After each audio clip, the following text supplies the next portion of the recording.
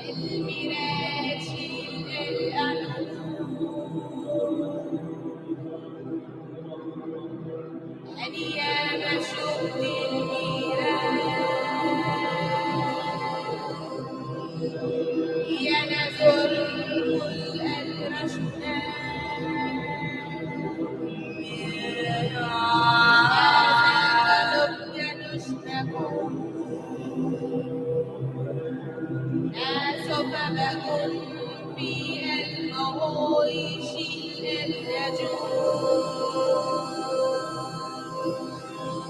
أني هدرت لي الألوم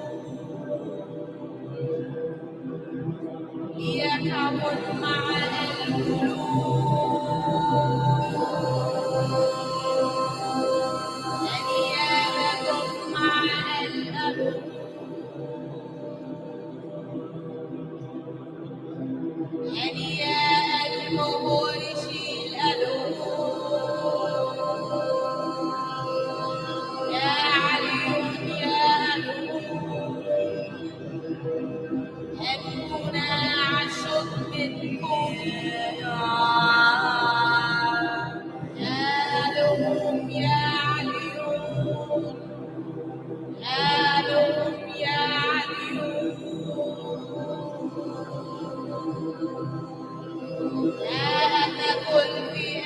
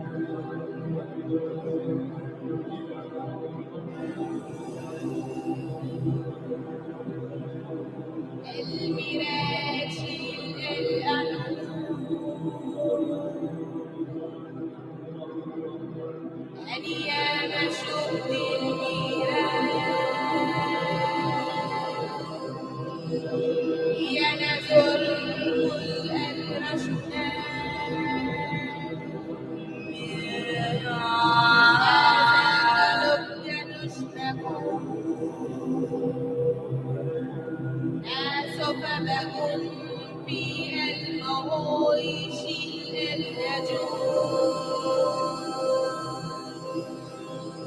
أني هدرت لي الألوم ليكمل مع القلوب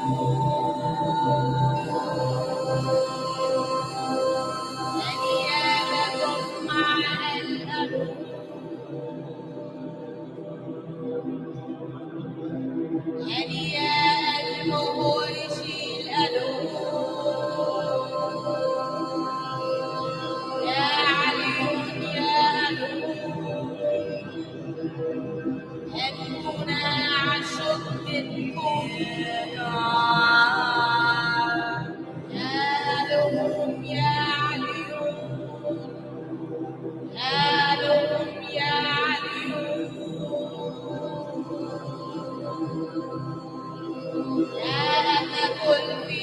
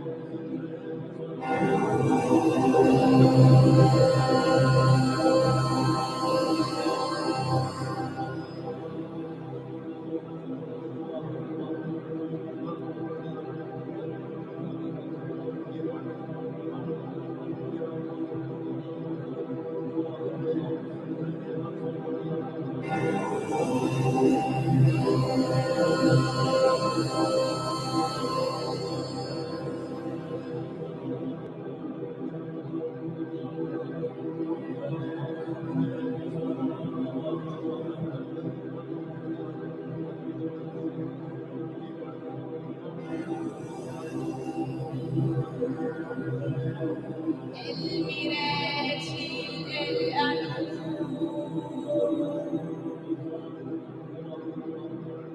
أنياب شد الميراد ينزل كل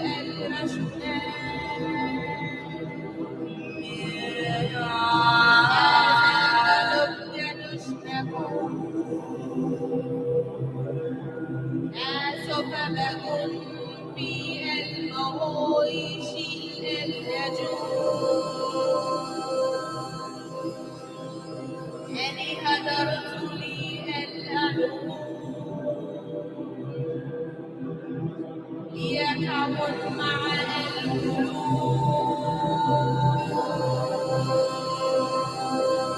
أنيابكم مع الأنوم أنياب المغويش الأنوم يا علي يا أنوم أنونا عشق منكم يا ألوم يا عليون يا ألوم يا عليون لا تكن بها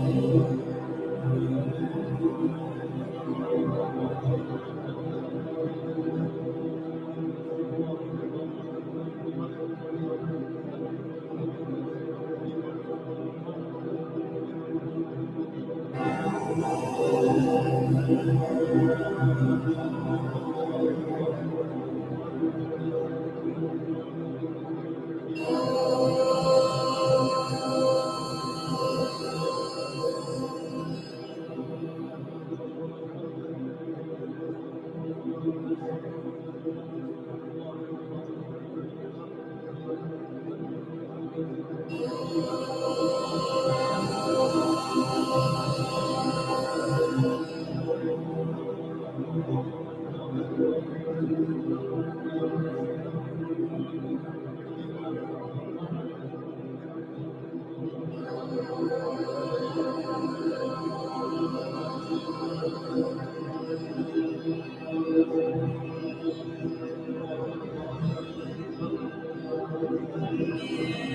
all prayer in English by using NICOLEONE, the all prayer of the ancestors.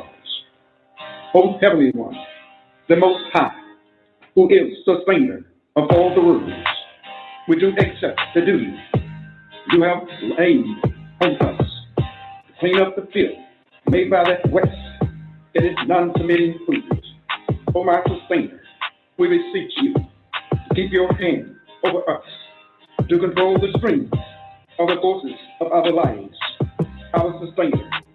If we do wrong, please show thy divine blessings and forgiveness on us. You are the only one that can raise us true followers of the news bearers. And in thy name, we carry on an anthem for all.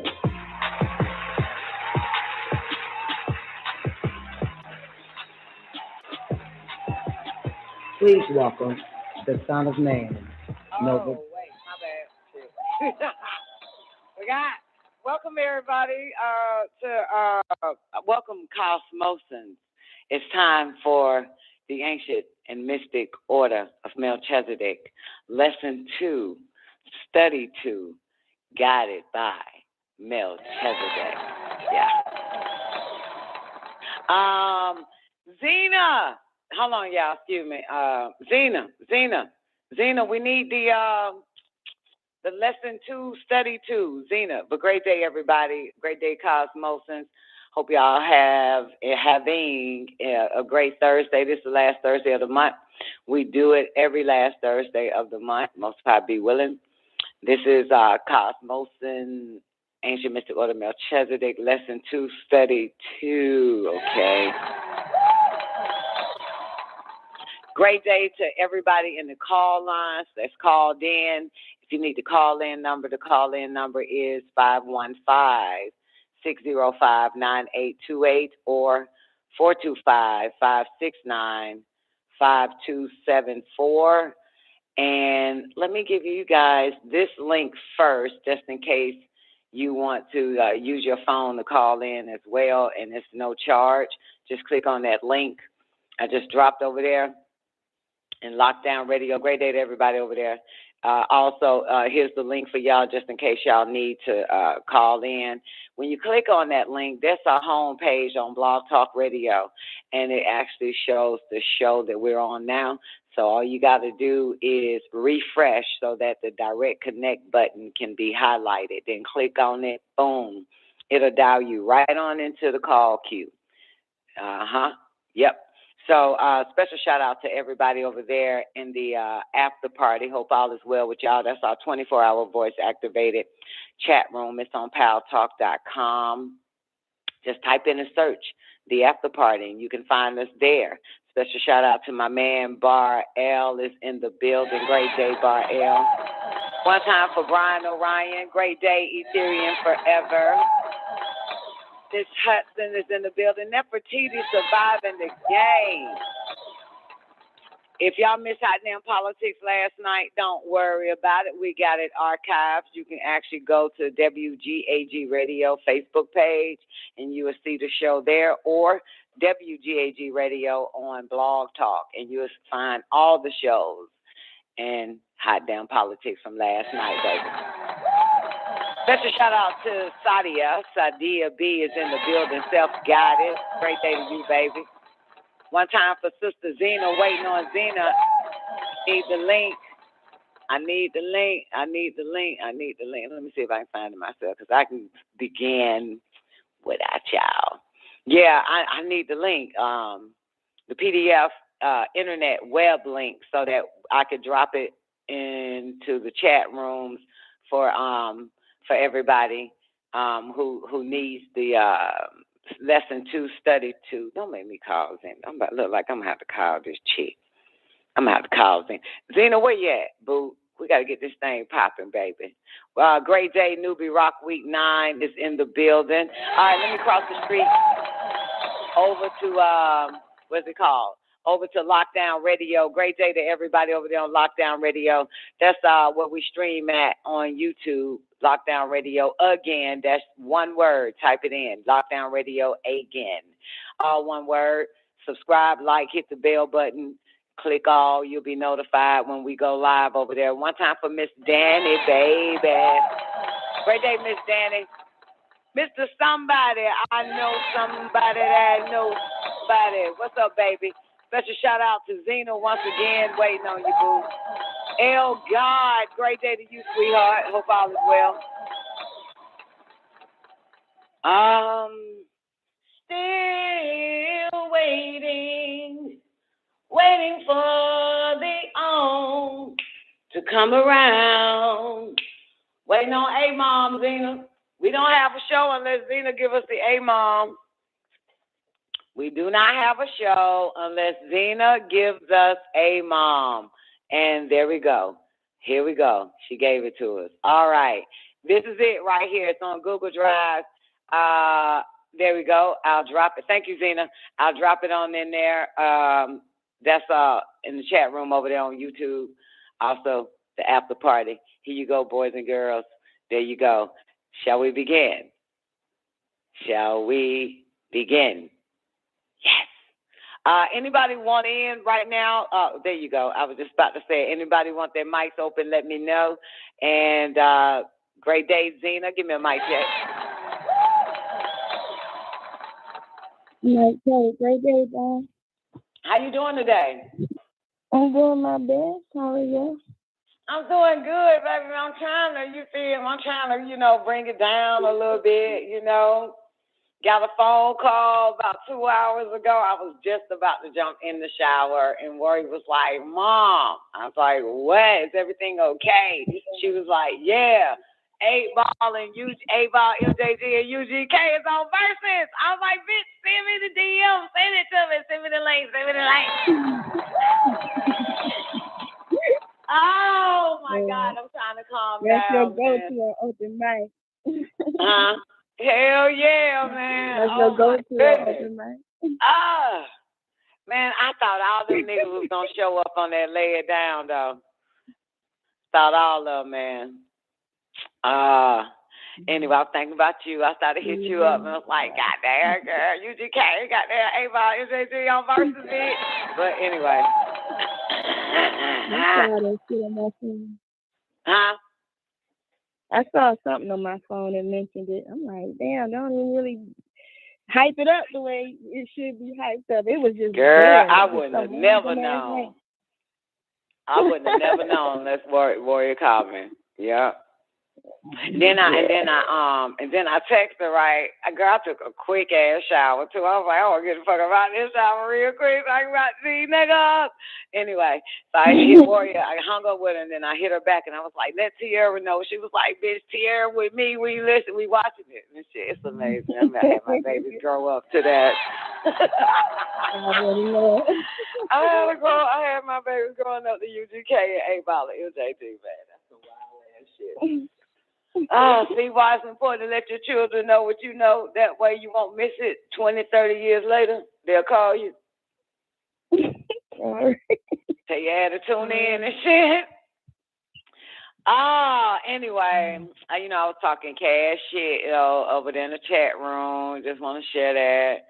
Especially when they did, I don't know which one they did though.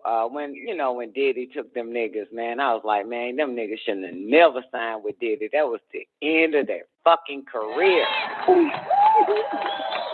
God damn, that nigga is the career ender, ain't it? Nobody can go, man. Once you get to Diddy, that's the end. That's it. That's a motherfucker, right? You can be big as fuck, then sign the goddamn Diddy. That's the end of your career. Your shit is over. God damn. All right. Should I play the A.M.O.M real quick so we can get back in tune?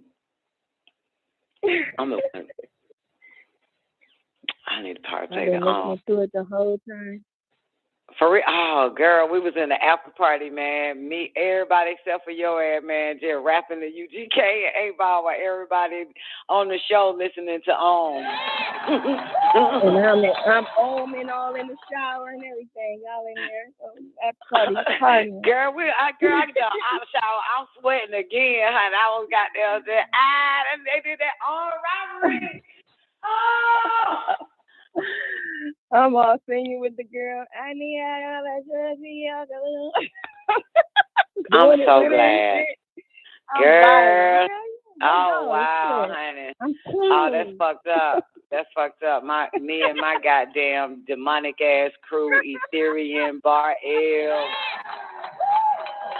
We were like tight grip on the trick, 9-9's trying to creep, hollow tip in the clip, putting suckers in the deep sleep. What? Cause I got a pocket full of stones. Hey. I'm like, yo. God damn, I asked a question too before we went live. I was like, man, how the fuck we gonna goddamn follow this shit through with A.M.O.M now? How we gonna pull this shit off? Goddamn. How the hell we gonna pull this shit off? The cussing, typing in cuss words after party while A.M.O.M is on. Ancient Mr. Order Melchizedek on playing. I know like, how God damn. And I said, I won't cuss. Now I am. Ain't this a bitch? I'm just so hyped, man. Man, the devil's so busy. I said, man, there ain't nothing but the devil. At 9 o'clock on the dot, 8-Ball, MJG, and UGK go live on Versus. I said, motherfucker, that ain't nothing but the devil. All right. Let's go. All right. That small, but that little verse. Well, Zena, could you do the intro verse to A.M.O.M for us? No. Please, man. Say the little verse. What little verse? NICOLEONE. Ready to go. Let's get it. Oh, NICOLEONE. Like you remember the tablet said, say that one little verse. NICOLEONE.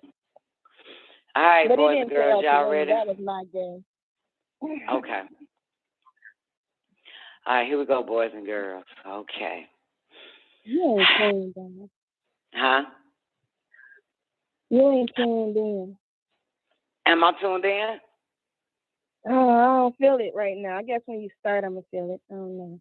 Oh, you saying you're not tuned in or I'm not tuned in? I'm tuned in. You ain't tuned in yet. That's why I wanted you to do the intro to A.M.O.M with a little girl, with a lady. Man, that's a bad verse from her. I was like, man, whoever this chick is, man, I hope I never said anything bad about her. Yeah.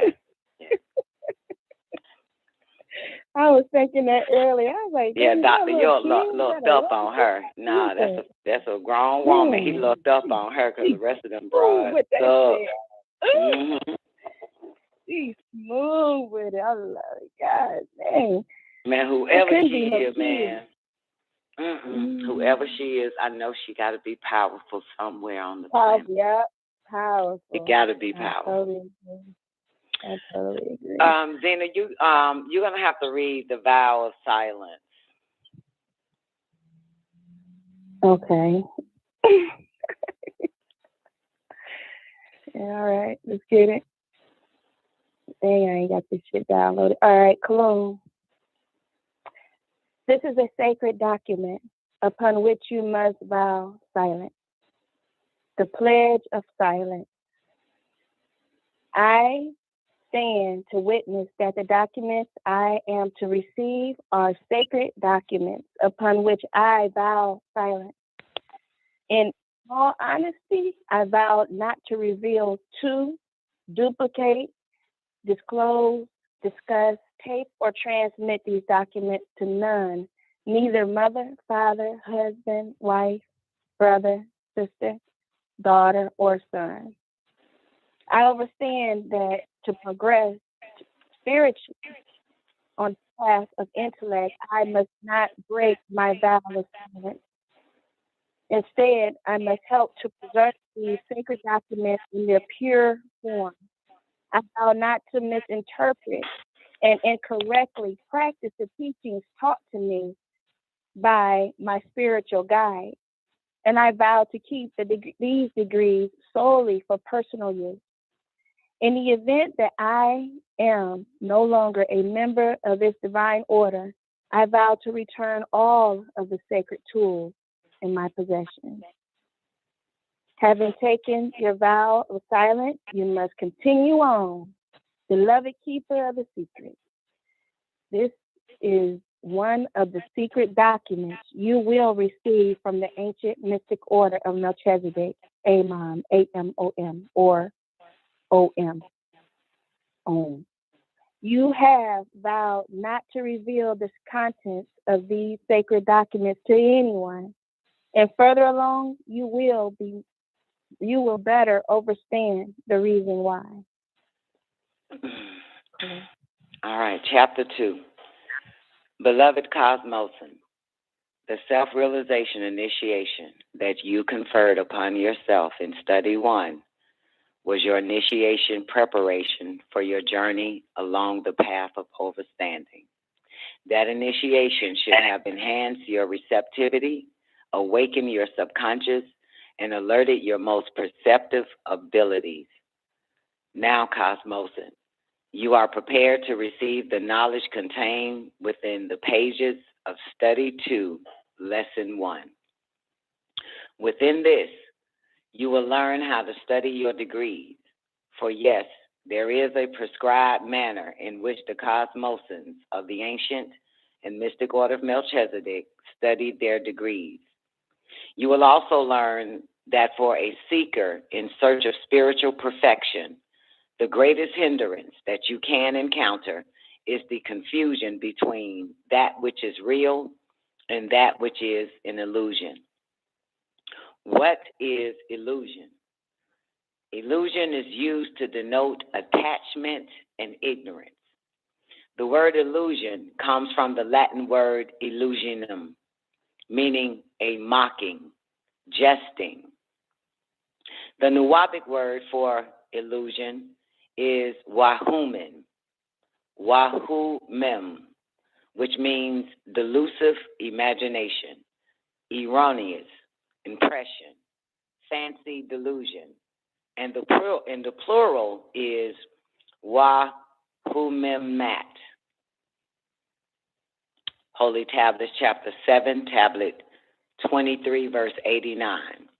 The Greek word for illusion is Elasion, which also means a false impression or perception. Illusion, a false idea or conception, an unreal or misleading appearance. Just as a container creates the illusion that the spaces inside it is separate and smaller, so the mind creates its own wall, and hence the illusion of separation from the self. Know this is a method of analysis by negation or denial. It is a means of approach by finding out what a particular subject is not like. One can move toward an understanding of what it is like. Through this process of negation, one can approach an understanding of real happiness by realizing that it does not lie in wealth, power, fame. If you trust wholeheartedly in this material world, clearly you have trust in illusion. Do you acknowledge wealth, fame, and the spices of life? Well, all of these are merely temporary. This world and all of the beauty and glamour with which it flatters you is as a mirage on an oasis in the hot burning sands, unreal. Soon it will vanish and you with it, unless you free yourself from its lure. Do not misunderstand me. I am not implying that you should live in poverty. What I'm saying is that you must learn the difference between possessing wealth and being possessed by wealth.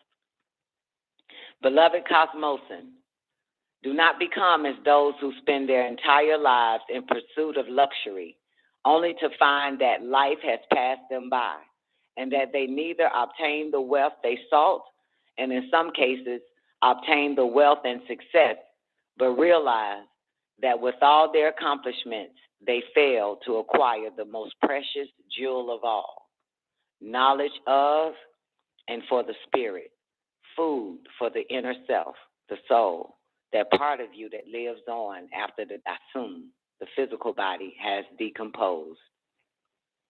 The first is what people see you as, madu, physical. The second, aglu, mental, is what you see yourself as. And the third, nafuso, spiritual, is who you really are. The supreme being in you, and that is who the members of the ancient and mystic order of Melchizedek will raise to power over the other two. For each being is a trinity, meaning that there are three beings in one. Yes, you should have goals in your life that you want to reach, goals that will help unite us and create a world that is safe for our children. And if along the way you see something beautiful that you would like to own, by all means, own it. Only remember that you should not allow yourself to become so attached to your worldly possessions until you forget everything else. In order to become worthy of the journey upon which you are to embark, you must overcome the trivialities of the physical plane and learn to submit to the feelings of the unknown. Those feelings that inspire your spirit and elevate your soul. Feelings that you have known since birth. In reality, they are only your senses crying out and imploring you to remove the veil from your eyes. Those feelings are the innermost part of you, that part that beckons you to the third eye, which is awakened by your higher senses. Al-Tajotu, telepathy, teletai, the ability to communicate messages from the mind without using verbal speech. Hadsu, intuition, the ability to know what is about to happen before it happens. Psychometry, psychometry, the ability to be able to tell something about a person by holding an object that belongs to that person. Saphira, clairvoyance, the ability to see clear, know what is going on in another place or another room without seeing the event or events with the two physical eyes. This order, Kosmosan, which is not only a shield that you wear, for instance, as a coat that you wear only in the winter to protect your body from the cold, but instead it is a quality that needs to be ever present in your heart. Your devotion to this order should be unshakable, not built upon blind feelings, but upon insight, which leads to the highest confidences of the mind. This devotion should penetrate your heart deeply, becoming unswerving. It should be your gift to this order, whereby in your heartfelt dedication, vows would be kept a secret, oaths would be upheld, and others would be able to depend on you and trust you. Be not like those who desire to learn about the spiritual beings inside them, but who do not want to sacrifice. This type of Raul inner soul and prevents themselves from receiving the pure green essence.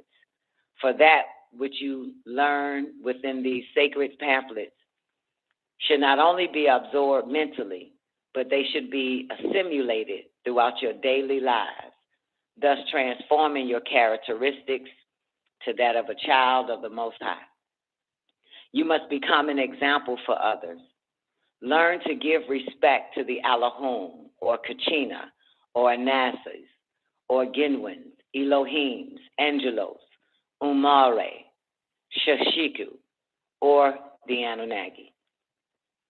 So you should strive hard to study and assimilate the principles which you will in herein learn. One of the principles this universal order teaches is that humans are able to attain knowledge of the spiritual abode while yet in the Madhu, the physical form, and that humans are essentially spiritual beings endowed with many special qualities.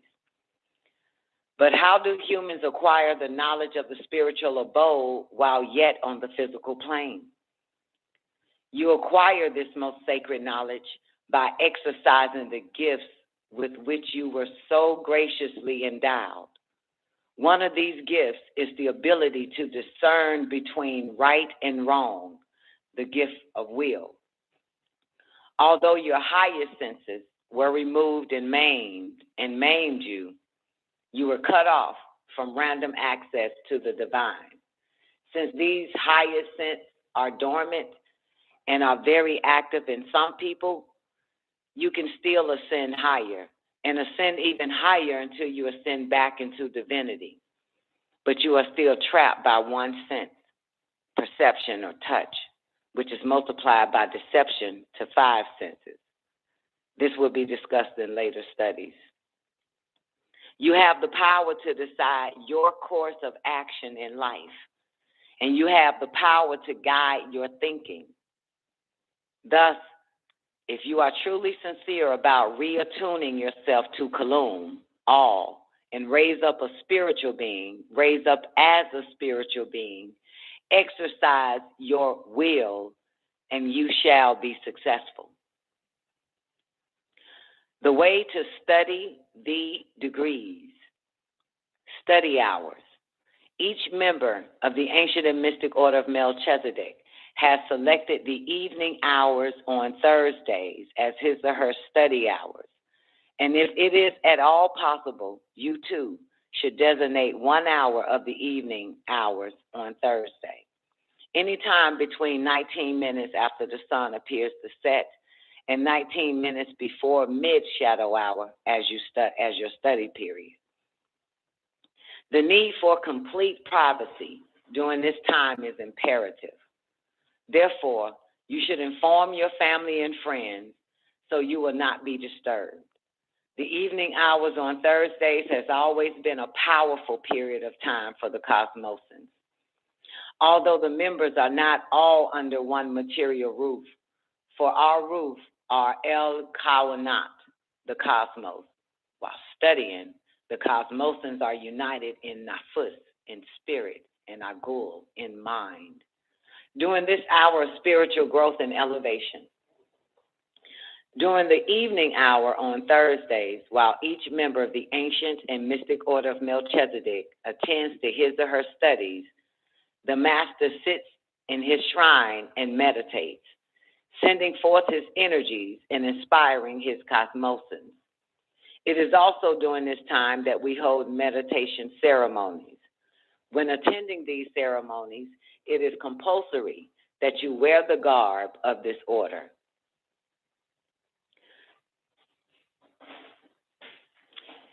The A.M.O.M breastplate or pendant, El Maluk.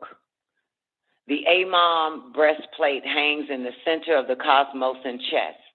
This is the location of El Galb Arush, the heart center that houses the sun within, which is ignited by the nose of the face. Your inner pyramid, Pyra meaning fire and mid meaning center. As it inhaled the oxygen, the breastplate is a metal medallion. The breastplate is a metal medallion decorated with a full blossom 16-petal lotus with red, white, 16-petal lotus with red, white, and black petals. The lotus flower was a symbol to denote rebirth.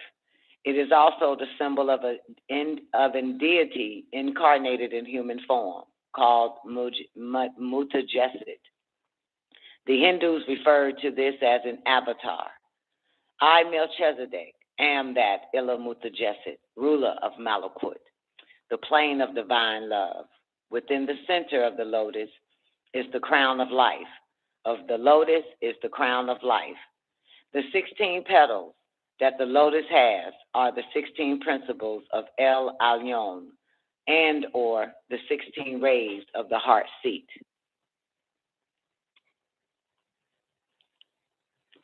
L1 core, the crown, with its many jewels shall be given to those who do not fall to the temptations of the world under the spell of Kingu.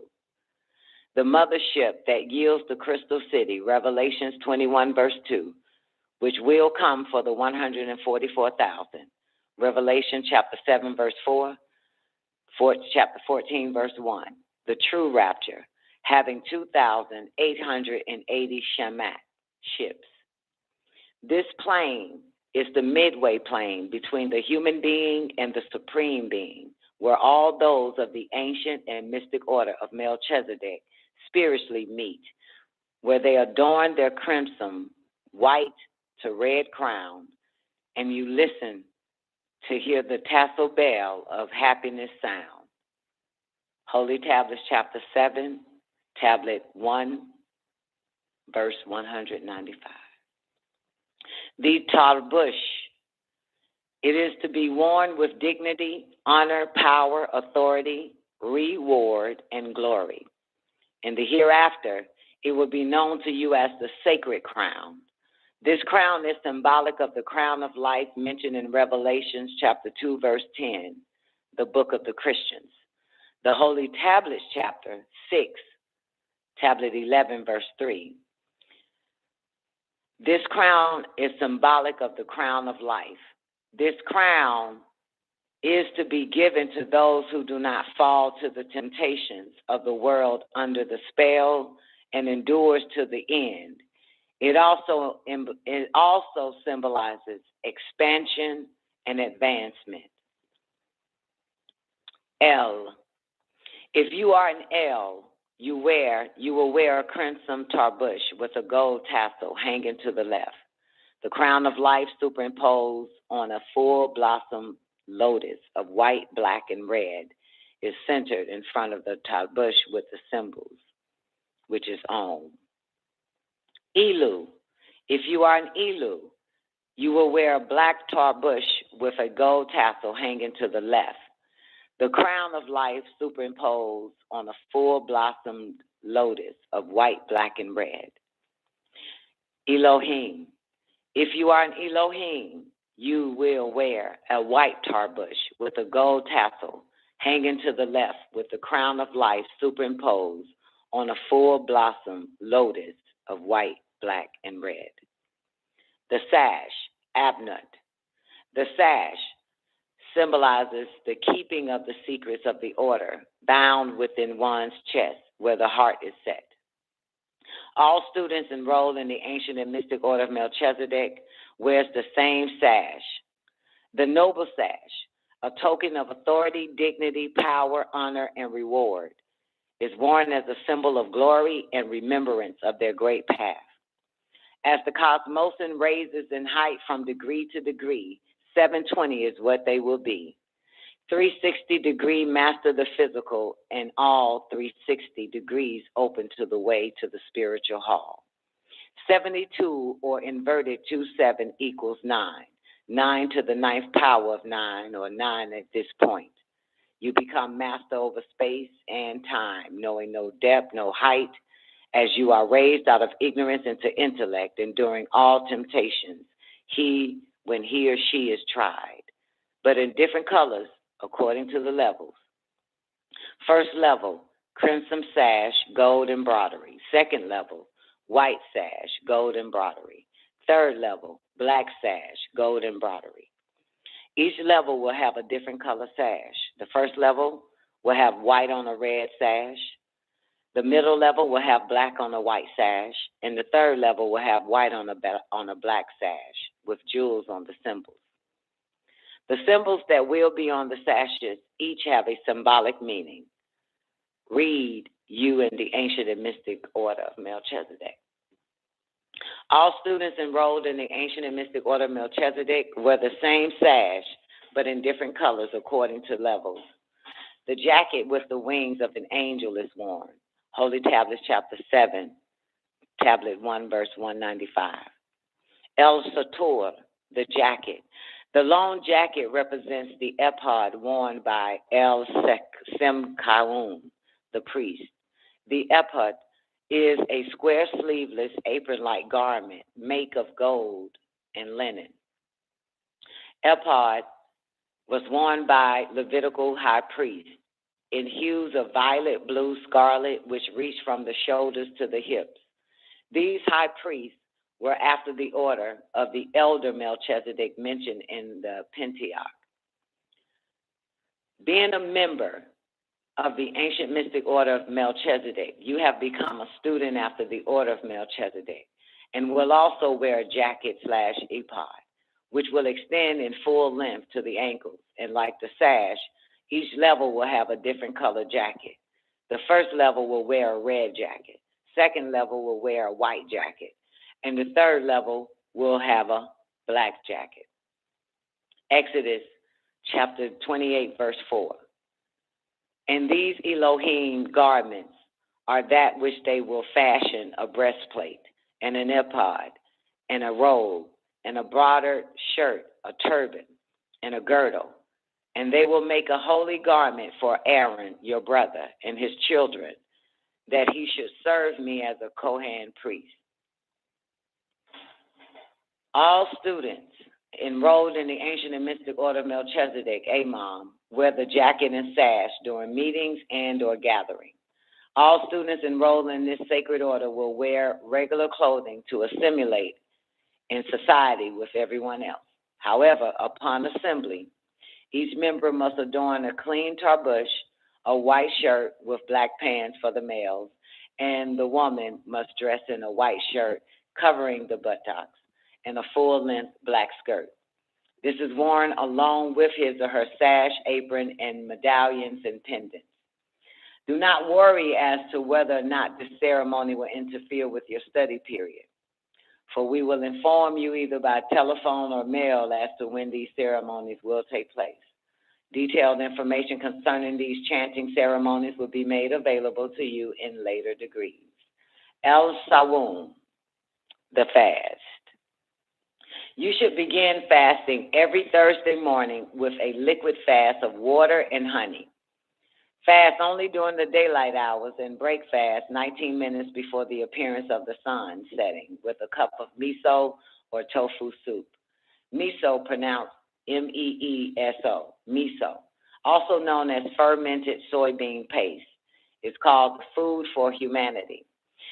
It is a savory, high-protein food made from soybeans, grains, usually rice or barley, salt water, and like yogurt. It is a living, cultured food containing lattice acid-forming bacteria such as Pedlococcus, Haemophilus, and Lactobacillus delbrueckii, plus other healthy-giving microorganisms and digestion-aiding enzymes. Its flavors are as varied as the most finest cheese. The Holy Tablets, El Hayu Rahu, the Living Soul, Chapter 7, Tablet 16, verse 12 through 13. Sawun Shil El Agul Izub Mite El Bazunat Ata Fatum Min Rafugment Ila El Katul Datud Ishtawasat Dik Hum Laut Allah. Fasting of the mind is when the thoughts are weaned from attachment to the many fleeting sensations that they feed upon. Miso is one of East Asia's most important foods, said to promote long life and good health. It is also considered a powerful protein booster. It aids in digestion and assimilation, which is the process by which nutrients are absorbed into the system. It is an excellent seasoning for low-salt diets, for it contains only 5.5 to 13% chloride versus 99% in table salt. It is a key to low-fat cookery, an excellent seasoning for Weight Watchers, and much more. In the Far East, over 70% of the population starts the day with a cup of miso instead of coffee. By alkalizing the blood, miso wakes up the nervous system and offers abundant nourishment, stamina, and high quality of energy. Tofu. Tofu is pronounced T-O-E-F-U, tofu. Tofu is another product of soybean and a very good source of protein. Not only does it provide protein, but it supplies calcium and other minerals. Tofu and miso together provide about 9 to 12 grams of protein, roughly 1/6 of the adult daily requirements, plus important polyunsaturated oils. Miso is inexpensive, easy to prepare, and can be stored for months without refrigeration. These foods can be purchased through the order or in any natural and health food store, Japanese and Chinese grocery store, and some supermarkets. If you cannot acquire the miso or tofu, you may break your fast with a cup of broth, but be sure that it does not contain any type of flesh or monosodium glutamate, a chemical substance which is used in tenderizing meat. This ingredient is very unhealthy for the digestive system. After serving yourself the cup of soup, nothing else should be consumed until the study period has ended. You may use the following recipe for miso or tofu soup. 3/4 cups of stock, broth vegetable. 1/4 to 1/4 cup of fresh green onions. 1 to 2 ounces of sauteed tofu, cut crosswise into thin strips. 2 tablespoons red barley or hacho miso. 1 tablespoon thinly sliced leeks. Brings the broth to a boil and add all remaining ingredients. Be sure to cream the miso before adding to the broth. Yes, fasting creates spiritual discipline, and it is by way of spiritual discipline that humans can attune him or herself to El, the Most High, highest. A new consciousness of a higher life is gained through fasting, a life above that which is maintained by eating and drinking. It is also very good during this fast to drink mint tea with honey as a sweetener. Try to find the fresh green leaves, not the dehydrated leaves. The holy tablets, El Hayu Rawu, the living soul, tablet 12, chapter 12, tablet 3, verse 5. Gor Munasub Hamug Izu Ukrak Tawun Illa Nafusala Taruf. Kul Tawumat and Makud Nashutat. God Ama El Madu Gizm Izu Sanu Min El Gaum Madu Da Koyat Shil El Taumat Dig Ata Yukilu. Improper diet is another hindrance to spiritual progress. All foods have distinct energies, just as the physical body is formed from the gross physical portions of the food that are eaten. Fasting is humans' oldest healing method, a dependable cure practiced by many great mortals in order to attain mental and physical efficiency, not to mention longevity of life. Now you may ask the question, why should I deny my body food? Is not nourishment necessary for life? The answer is yes. Nourishment is needed for life. However, there are times when what you take into the body battles what is already there, and the result is disease of many kinds. For this reason, fasting is called a process of burning. Masses of waste and toxins are quickly expelled from the body, and the nervous system is regenerated. Mental powers are improved, and the senses are heightened. Fasting results in a cleansing of the body. Rejuvenation takes place when the building process of life called anabolism is accelerated, while tearing down the process called catabolism is slowed. When fasting, all of the body's cells undergo refinement. Heart functions and bowel action improve, and you even sleep better. Mental power is increased. The eyes become sparkling, and a more youthful appearances becomes evident. Hence, the body is able to function at its best. And that is what the body should do when you study, function at its best. And there are 3 different types of fast. 1, liquid fast or juice, water, etc. 2, fast of water and honey only. 3, the abstinence from form of all liquids and foods. In the liquid fast or water and honey, the water being the purest element in the universe will aid in regenerating the mental and physical powers of the body as the fast purifies the system. The honey, as well as bee pollen, has certain healing properties which will soothe the body as well as revitalize it and give it new energy.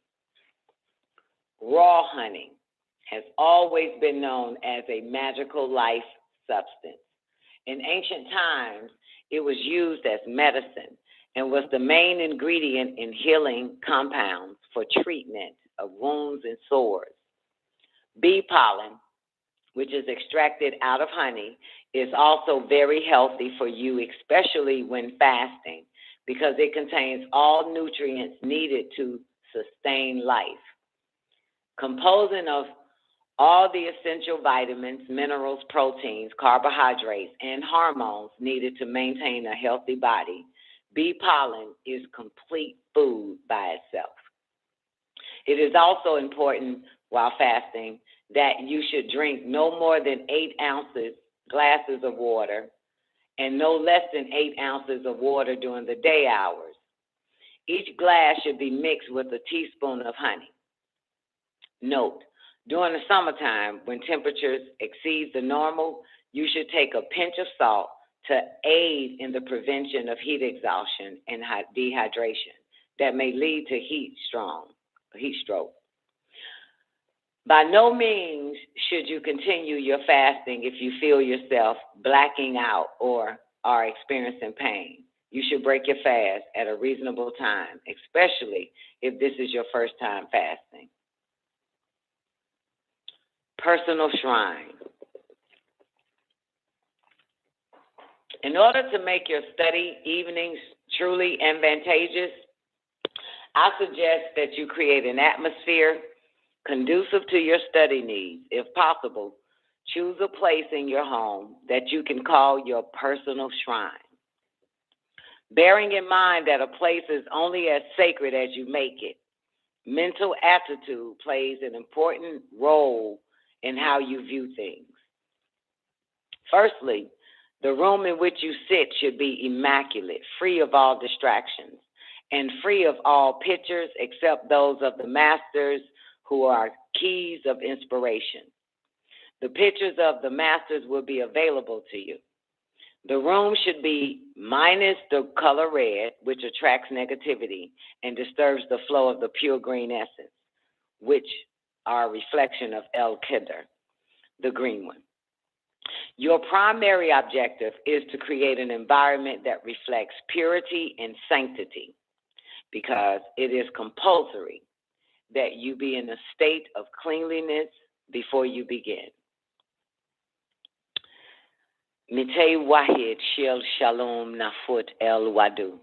Wahid Kabus Min Wahid Wajub Ham Lapuyat Ash Wahid Yakut Rajut Wahid Ajunat Allah Wa Midje Wahid Kabus Wahid Yodat Zi Mur Haruk El Lapuyat Hum Ma'al Hum Wa Midjah Wahid Kabus Wahid Gadem Zi Azul El Lapuyat Ila Ashhum Yakul Halmalhum Wahid Fadik Wahid Sofa Rafufu Fi Kaluset Min El Makun Shil Wadu. When one of peace performeth the ablution, one washeth from one's face those faults which one may have cast one's eyes upon. And when one washeth one's hands, it removeth the faults they committed. And when one washes one's feet, it dispelleth the faults towards which they may have carried one, so that one will rise up in purity from the place of ablution. By the hand of your spiritual guide, Melchizedek, to begin. Prior to reading any of the degrees of the ancient and mystic order of Melchizedek, you should first place the degree you are about to study in front of you. Look at it as if you're looking into a candle, and imagine that book and its surroundings are lit up with pure green rays in halut, aura. You can see with your mind's eye.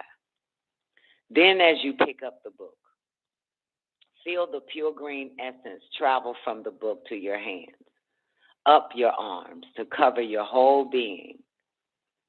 Feel and see the gleam. It is a pure healing essence directed to you from the Master. Now clear the mind of all negative thoughts, such as anger, jealousy, and hate. While recognizing that what you are about to endeavor is for the spirit and not for the physical self.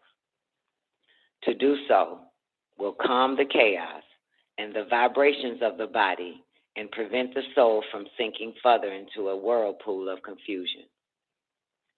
As the solitude of the room frees you from the burdens that you are just outside your door.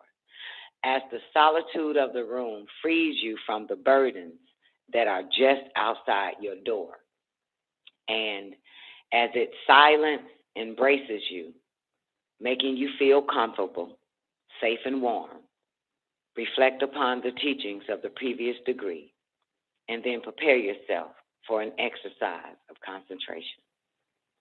You should always concentrate and meditate for a short while prior to studying any of the degrees which you will receive.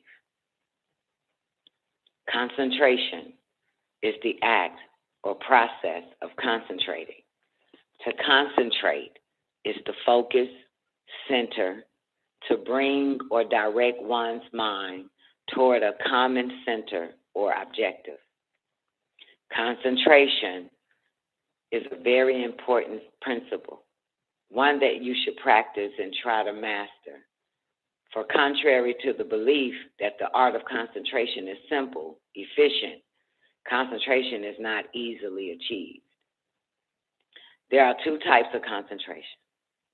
One is called objective concentration, which is when you focalize, center your attention on something, be it an object, your work, etc. This type of concentration allows you to study a thing detail by detail until you learn its very facet. In essence, it is a means of discipline the mind. During this type of concentration, one is aware of the self and the sense of I remains. The other type of concentration is called metaphysical concentration. This type of concentration goes a step further, for you do not only focalize your thoughts on something, but you learn to become passive, which is to say receptive to outside influences or impressions. You open up so that you can feel, sense, see, and almost taste and smell whatever you are concentrating on. Much like the artist who paints a picture. Before he paints the picture, while concentrating on what he would paint, he not only focalized his thoughts on the drawing, but he sees it, feels it, and lives it. This type of concentration allows you to turn your thoughts inwardly, and that discipline gives birth to the inner discipline in you. This type of concentration is called the door to meditation. But make no mistake, it is not meditation. In meditation, the sense and feeling of I vanishes, whereas in objective concentration, as I stated previously, One is aware of oneself in the sense of I remain. The holy tablets, El Hayu Rahu, the living soul, tablet, chapter 13, tablet 32, verse 33. 32, tablet 32, verse 32 and 33. The El Holy Tablet, El Hayu. Aglu istakyas, izu, El Salu, Shil, El Aglu, Li, Saptun, Mudu, Shil Wagut Allah Wahid, Karju Magul, Hinak Yakul, Kawun Lo Istakyas, Maend, Gana, Ganshayu Allah Ish El Jam, Da Duat, Shil El Agu Yakul Rayu. Mental concentration is the fixing of the mind for an extended period of time on one external point. There can be no concentration without something on which the gathered rays of the mind can rest. The following exercise of concentration that you will now perform requires that you first use objective concentration, and then it requires that you become receptive to that. You can receive the energies that I will shower upon you. You are now ready to begin. 1. Provide for you on page 17 is a mystic cube. Look at the mystic cube closely. Look at the mystic cube, y'all. Closely. Notice that there appears to be many squares, one on top of the other. Concentrate. Concentrate as your eyes travel down what appears to be a long corridor. The squares will appear blurred. This is because in our mind's eye, you have changed the one-dimension squares into 3 dimensions. Continue to concentrate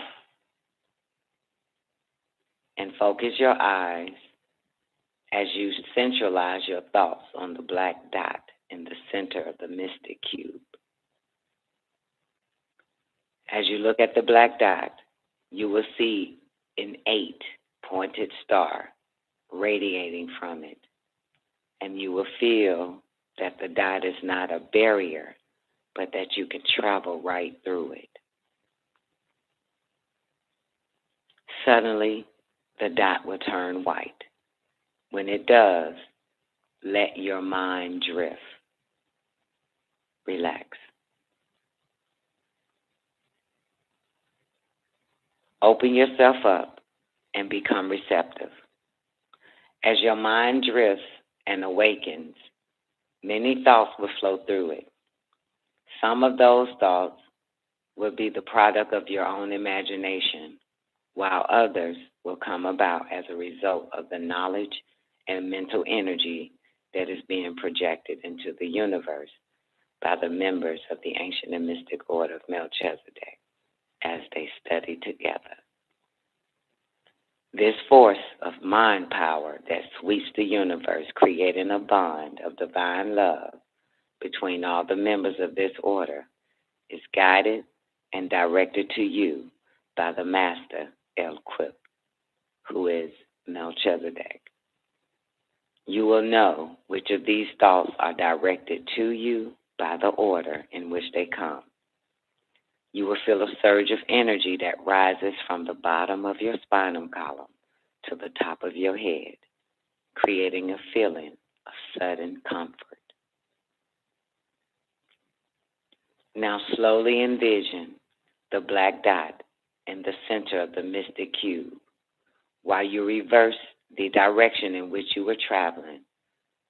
Return slowly to the point where you started.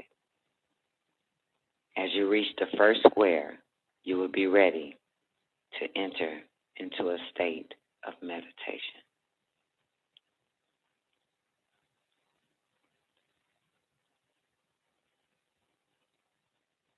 Did you do it, Zena?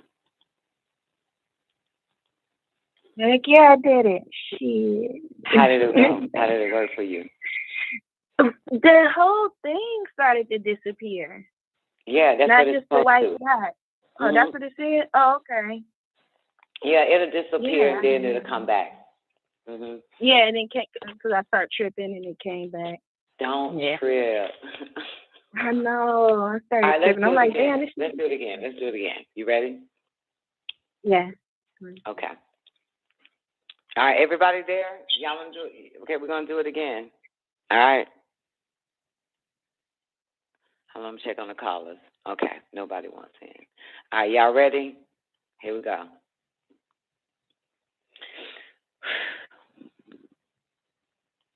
All right. Look at the mystic cube slowly. Notice that there appears to be many squares, one on top of the other. Concentrate. Concentrate as your eyes travel down what appears to be a long corridor. The squares will appear blurred. This is because in our mind's eye, you have changed the one-dimensional squares into 3 dimensions. Continue to concentrate and focus your eyes as you centralize your thoughts on the black dot in the center of the mystic cube. As you look at the black dot, you will see an 8-pointed star radiating from it. And you will feel that the dot is not a barrier, but that you can travel right through it. Suddenly, the dot will turn white. When it does, let your mind drift. Relax.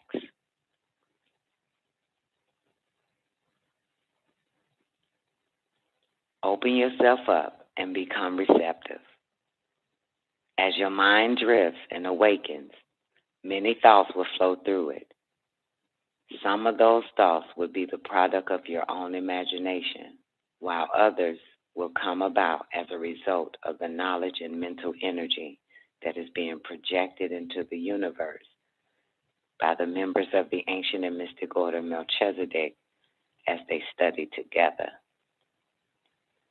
This force of mind power that sweeps the universe, creating a bond of divine love between you by the Master, equipped, who is Melchizedek. You will know which of these thoughts are directed to you by the order in which they come. You will feel a surge of energy that rises from the bottom of your spinal column to the top of your head, creating a feeling of sudden comfort.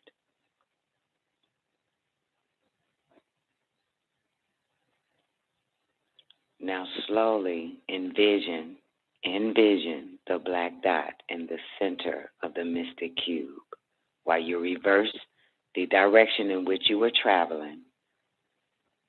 Return slowly to the point where you started.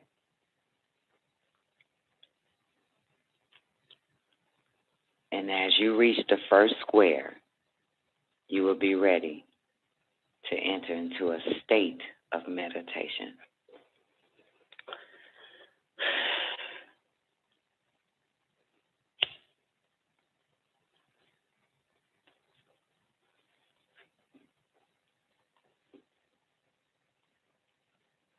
You ready? You want to stay right there? You want to stay right there, see? Zoned out on this thing. Huh? God, I also see, like, I don't know what it is. It's like beams of light coming off of it. Do you see that? Like, not bright light. No, but I'm reading. like, I want to do mine. Oh, you now. can't see. Yeah, okay, you gotta. Yeah. Okay, you gonna do it? Play You it gonna do back me? so you can hear yourself. Oh wow! What? Oh my God! Are you kidding me? I should have you did do that it the so first time. well. You do that shit so fucking good. You Let me your find my tones mic. and shit right. Yeah. My high ass voice doing it. Your tones just right. All right, let me find them. Hold on. As you look at the black dot, boy, I sound like an old smoker. I know. I don't even want to hear myself. Melchizedek. You will know which of the drifts and have changed the one dimension square. Okay. You want me to read it? I'll read it. Yakul, Kawun, Lo, Istakyas, Maend, Gana, Gan Shayu, Ala Ish El Jam, Da Duat, Shel El Agu, Yakul Rayu. Mental concentration is the fixing of the mind for an extended period of time on one external point. There can be no concentration without something on which the gathered rays of the mind can rest. The following exercise of concentration that you will now perform requires that you first use objective concentration, and then it requires that you become receptive to that. You can receive the energies that I will shower upon you. You are now ready to begin? 1. Provide for you on page 17 is a mystic cube. Look at the mystic cube closely. Look at the mystic cube, y'all. Closely. Notice that there appears to be many squares, one on top of the other. Concentrate. Concentrate as your eyes travel down what appears to be a long corridor. The squares will appear blurred. This is because in our mind's eye, you have changed the one-dimension squares into 3 dimensions. Continue to concentrate and focus your eyes as you centralize your thoughts on the black dot in the center of the mystic cube. As you look at the black dot, you will see an 8-pointed star radiating from it, and you will feel that the dot is not a barrier, but that you can travel right through it. Suddenly, the dot will turn white. When it does, let your mind drift. Relax. Open yourself up and become receptive. As your mind drifts and awakens, many thoughts will flow through it. Some of those thoughts will be the product of your own imagination, while others will come about as a result of the knowledge and mental energy that is being projected into the universe by the members of the ancient and mystic order of Melchizedek as they study together. This force of mind power that sweeps the universe, creating a bond of divine love between all the members of this order, is guided and directed to you by the Master El-Quip, who is Melchizedek. You will know which of these thoughts are directed to you by the order in which they come. You will feel a surge of energy that rises from the bottom of your spinal column to the top of your head, creating a feeling of sudden comfort. Now slowly envision the black dot in the center of the mystic cube while you reverse the direction in which you were traveling. Return slowly to the point where you started.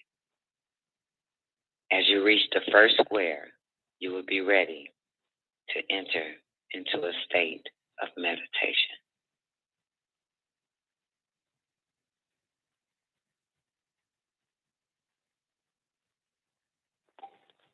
Okay. I gotta do that again. Zena, I gotta do that again. It's wild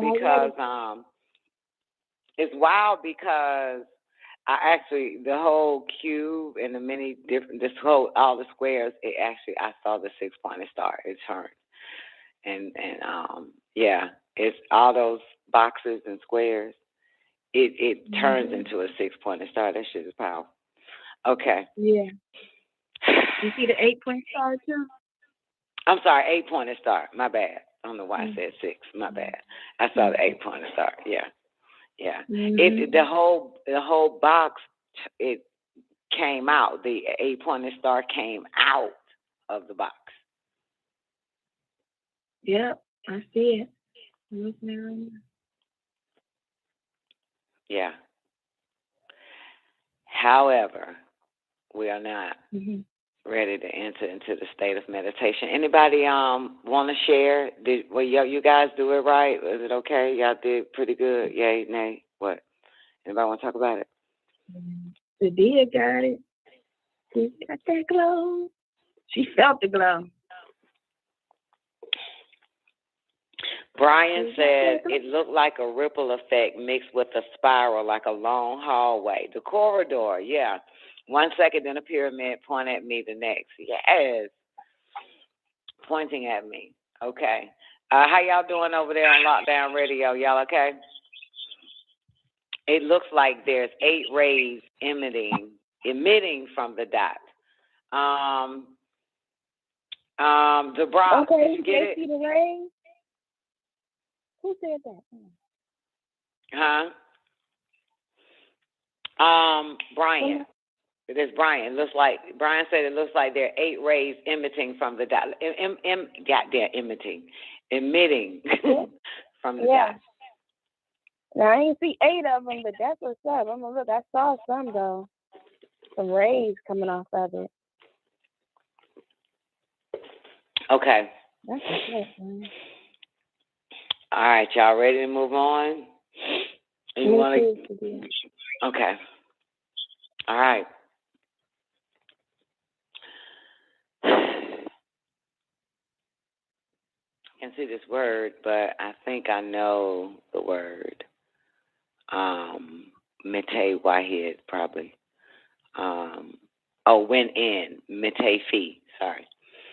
All right. Mete Fi Istalat Ma Kazun Alyun El Ama Eza Ent Nazor Hu Li Ana Fi Katus Fishu Hu Nazor Ent. When in meditation, envision Elunel, the Most High, as if you see him, for surely in his competence he sees you. By the hand of your spiritual guide, Melchizedek, Istalat, meditation. At this point, I will teach you on the subject of meditation.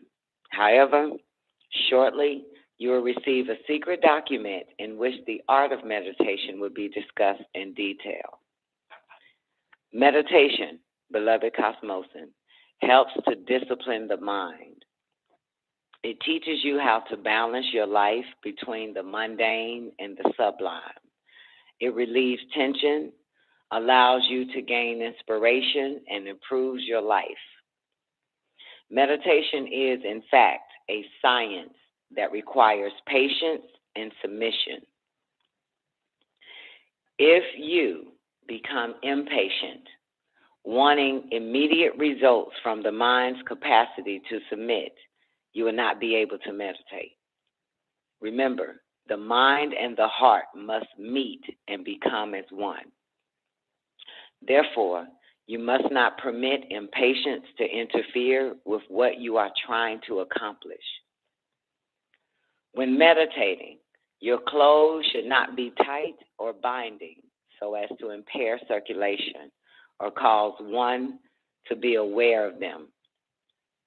Sit comfortably with your feet crossed.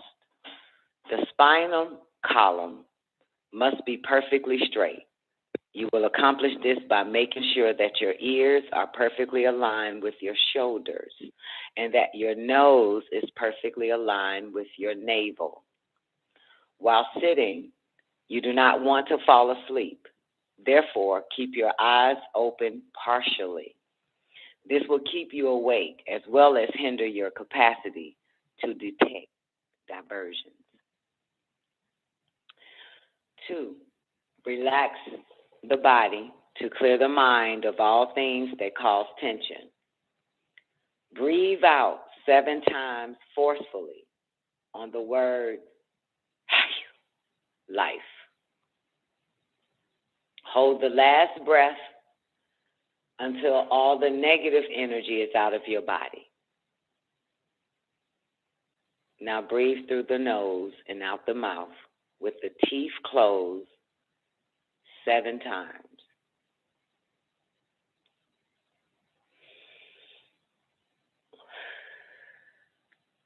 Bring the head to the chest on the exhale and swing the head back on the inhale, much like the swinging of a clock pendulum. Keep it steady.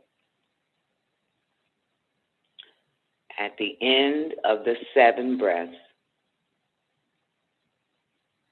let the body settle into relaxation.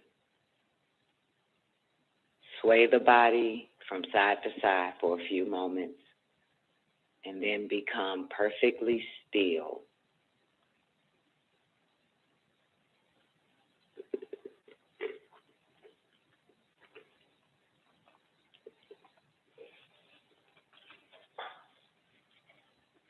Now, enter a state of meditation by contemplating nothing but what you intend to do. Say to yourself that you are willing and desirous to seek the city of peace, the holy place.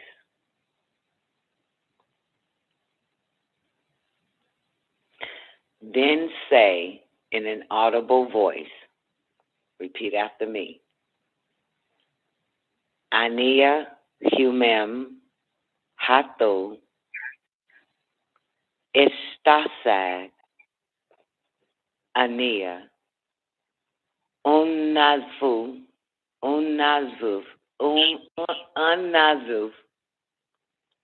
sadu kaluset wa ani malua shamul dik haza makum izuel azumis wahuman. I am HUMEM. I am HUMEM yearning instruction. I am unclean, craving purity, and I fully comprehend that this place is the greatest illusion.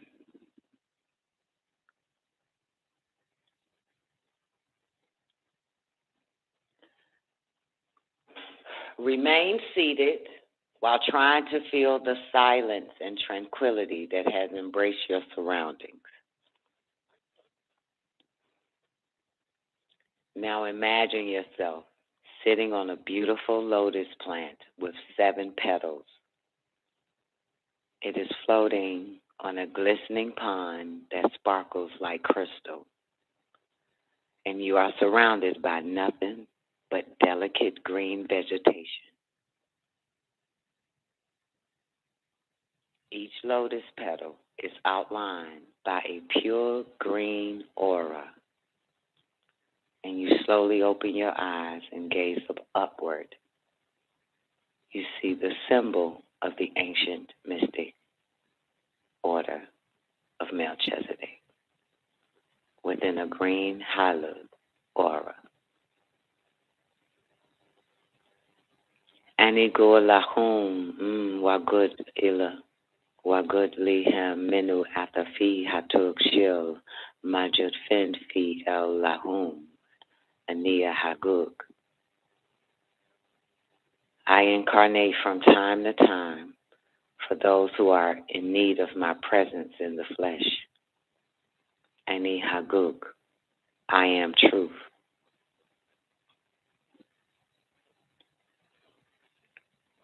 As you behold this irradiating symbol, you perceive the master, Melchizedek, and you feel him beckoning you to this green glow. Come follow me. Come follow me. Then you feel yourself ascending closer to the pure green glow. When you are totally immersed in this healing force, you will begin to travel the celestial corridor of the traveler. As you draw nearer to the end of the corridor, you will behold a magnificent temple of tremendous dimensions suspended in midair. It will be adorned in a rainbow of soft pastel colors, sparkling like crystals. Emanating from its crown and surrounding this celestial edifice are 7 brilliant towers, emanating the brilliant halutat auras of the 7 masters, whose names you will be given later in your studies.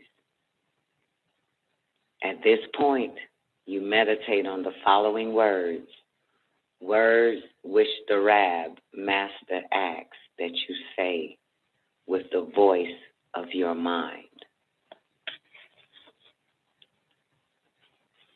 Ama Anibador Ala El Sabul Shel Tahum Wahayu Ani Taum Dik Estamsari Izu Mawuth Lia Kawun Masuk Illa Azumatun Nawur Lisa Ani Ed Lo Humin Kawufat Li El Nibat Dor Mashub Maani Wamete Ani Dor Sagug Ani Shaur Gayuzum Lakum Mete Fis Shalot Shil Malachi Nafisani Shor Naamum Aunti Auntni Katur Baruch Nim Ayi Kawun Izu Jador Hum Farujum Alani Wasaluni Ama Waluduntun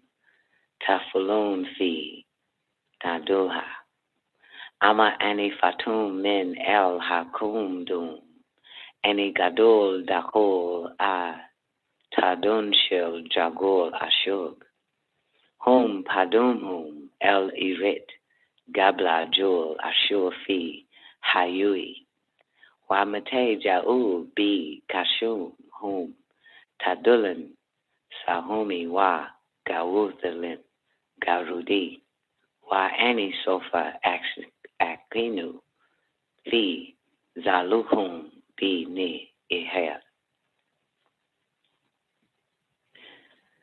As I start on the path of intellect and life, I understand that my destiny is death to be transformed to a greater light.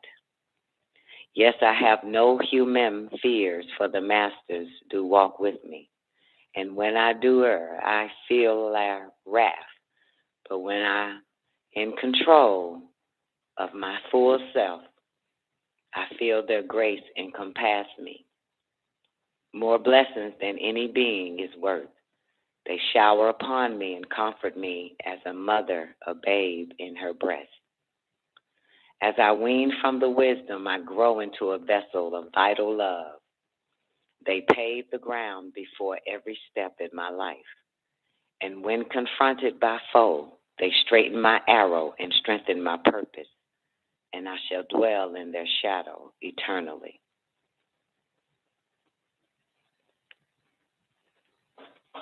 As you meditate on the meaning of these words, you now become cognizant that the valley of the shade of death is the etheric filament that connects this world and the next.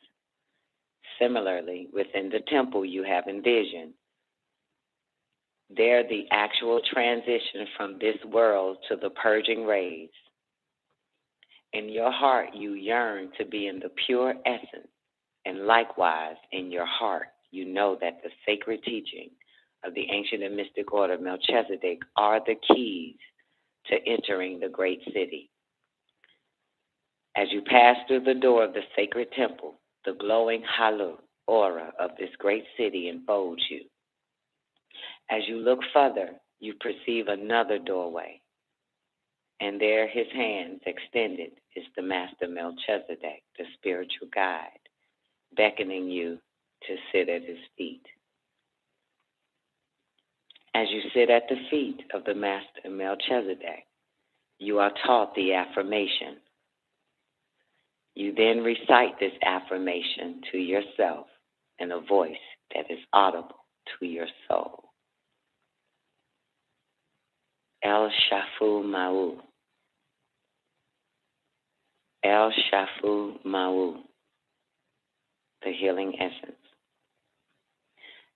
El Kalus Akdul Ma'u, the pure green essence.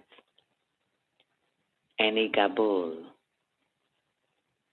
I accept. Any Daul, I surrender.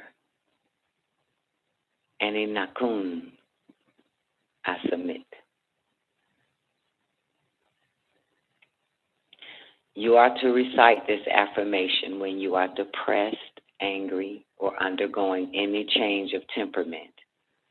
After you have recited the affirmation, remain in the crystal-like garden, and while sitting on the lotus petal, think, El Shadu, the force.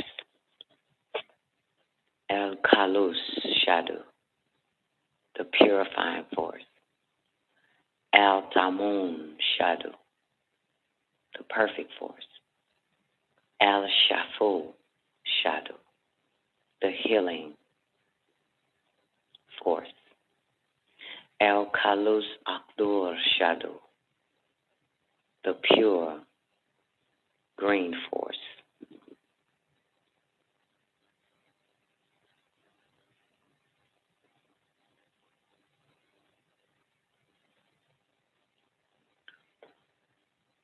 The affirmation of A.M.O.M.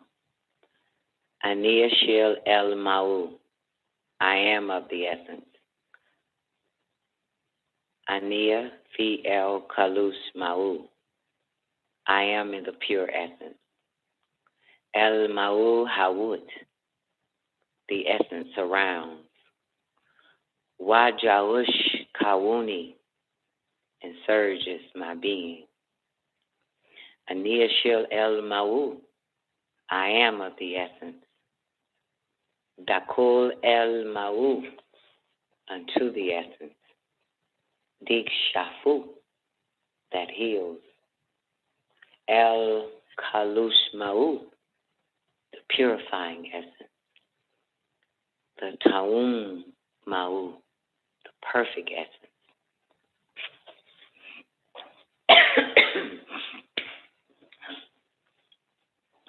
El Shafu Ma'u, the healing essence. El Kalus Abdur Ma'u, the pure green essence. Any Gabul, I accept. Any Da'u, I surrender. Any Nakun, I submit. Now close your eyes and relax. Afterwards, you may begin reading the degrees carefully and diligently. Read in a low yet audible voice. The reading in an audible voice is far more effective than to read to oneself because it leaves an impression on the mind. When you read, do not allow haste and anxiety to undermine your purpose. If you are unable at any time to comprehend or retain the meaning of any degree, do not become disenchanted. You will grasp its meaning in another sitting. Always remember, beloved Kosmosan, that the exercise of meditation and concentration that you have just learned should be performed before you begin to study your degree. And remember also that in everything you do, you must have patience. Each degree of the ancient and mystic order of Melchizedek is a stepping stone toward greater overstanding. Overstanding you will acquire if you are patient.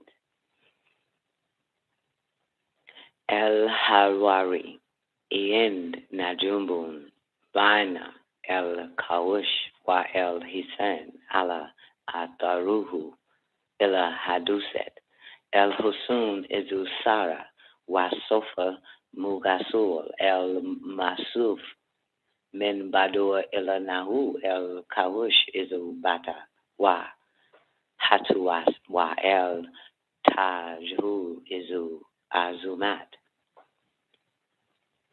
The discipline has a choice between the ass and the horse on his trip towards divinity. The horse is swift and will shorten the distance from start to end. The ass is slow and cautious, and the outcome is greater. Sephira, clairvoyance. In closing, I would like to leave you with an exercise of clairvoyance.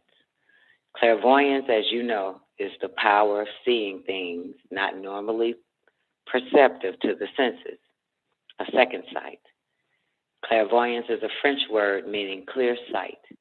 Clairvoyance is the ability to see into other dimensions. For this exercise of clairvoyance, I suggest that you attach the perspective drawing, the Mystic Cube, on page 17, on a cardboard or mirror so that you can stand it up in order to be able to look directly into it without inconvenience.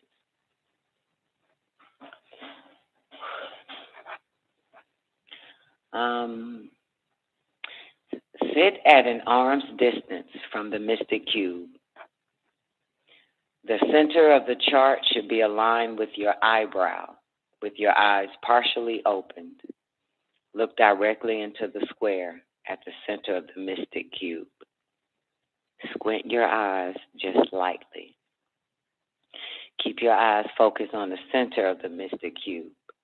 Try to block out everything else around you. Concentrate in this very position for 3 to 5 minutes, once a day, every day of the week. In the beginning, you may find it hard to concentrate. Several sensations may occur as you perform this exercise. The squares is the Mystic Cube will look as if they are traveling up toward you, or you may shed tears. If so, do not touch your eyes. After weeks of practice, you will be ready to test your abilities. Have another member write various words unknown to you on a piece of paper. The person is to hold the paper behind the chart, making sure that you cannot see the writing. First, practice as usual, then attempt to read the words on the paper behind the chart. After you have developed the art of clairvoyance, you will be able to read the words as if the chart was not there. Begin with one word instead of a sentence. If no unusual experience occurs, repeat the exercise again and again. If still nothing happens, try again another day. This exercise and other forms of discipline requires patience and practice. Shaku Saluk. Neb Izu Mithul El Lalujat Min El Karu Ila El Hesanat Halmul Ala Ilahum Bi Shahu A Hayuk Sofaraus Wahush. Your personal master is like the reins from the cart to the horse. Hold on to him tightly, or your life will run wild.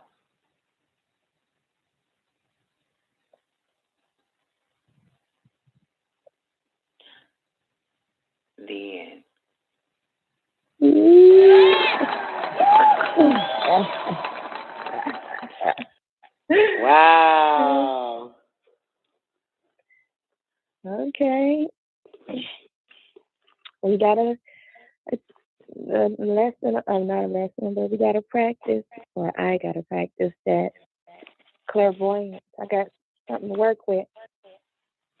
Yep, practice clairvoyance. That's kind of cool, right? You got to stare at the cube. Mm-hmm. It's a little bit of a difference there. Yeah, 3 to 5 minutes once a day, every day. And then we said when your eyes, when you start to shed tears, don't touch your eyes.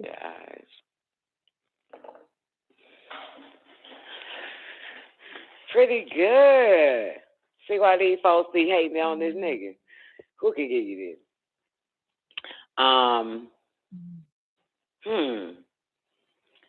Miss Danny, baby. Yeah. This real meditation, boo. Okay. Let's rewind it back just a tad bit. The part, Zena, where you know, the two different types of meditation. You know what I'm talking about? The objective and the and the metaphysical. That is so important. Mm-hmm. You gonna read it? Page, and to get to it, it's on page 18. I think that's page 15. Do what about the PDF for them? It starts on PDF number 9. PDF number 9, page 15 on the paper though. All right, so y'all go up. Anybody need the link? For those that just coming in. But yeah, you want to read it on the two types of concentration, the objective concentration. All right. Do you want me to start where it said concentration? Or sure. Start at there are two types? Yeah, go ahead and start at concentration so we can have a refresher. We probably forgot everything that happened 30 minutes ago.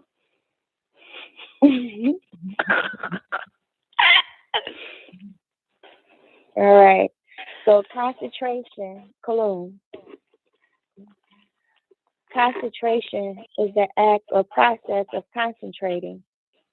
To concentrate is to focus, center, to bring or direct one's mind toward a common center or objective. Concentration is a very important principle, one that you should practice and try to master. For contrary to the belief that the art of concentration is simple, efficient, concentration is not easily achieved. There are two types of concentration. One is called objective concentration, which is when you focalize, center your attention on something, be it an object, your work, etc. This type of concentration allows you to study a thing detail by detail until you learn its every facet. In essence, it is a means of disciplining the mind. During this type of concentration, one is aware of the self and the sense of I remains. The other type of concentration is called metaphysical concentration. This type of concentration goes a step further, for you do not only focalize your thoughts on something, but you learn to become passive, which is to say, receptive to outside influences or impressions. You open up so that you can feel, sense, see, and almost taste and smell whatever you are concentrating on. Much like the artist who paints a picture.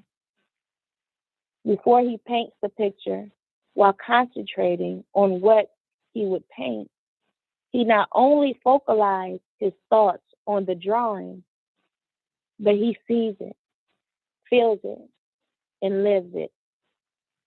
This type of concentration allows you to turn your thoughts inwardly, and that discipline gives birth to the inner discipline in you. This type of concentration is called the door to meditation. But make no mistake, it is not meditation. In meditation, the sense and feeling of I vanishes. Whereas in objective concentration, as I stated previously, one is aware of oneself and the sense of I remains.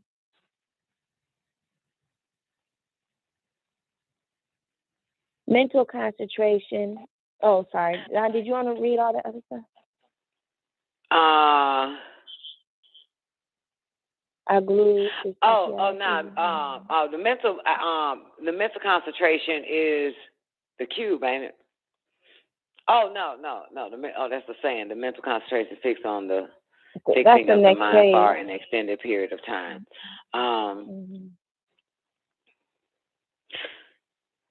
What's metaphysical again? Can you read metaphysical? I got lost in my mind. Can you read the metaphysical concentration? Got my mind's so nice, it's so still right now. I was just checking on it. Like, just so quiet. He's doing nothing bad. Come on. Can you give me metaphysical concentration? So sweet. I should award it. Man, so well behaved right now. Got to check on it. Good girl. All right. For real. The other type of concentration is called metaphysical concentration. This type of concentration goes a step further, for you do not only focalize your thoughts on something, but you learn to become passive. That part.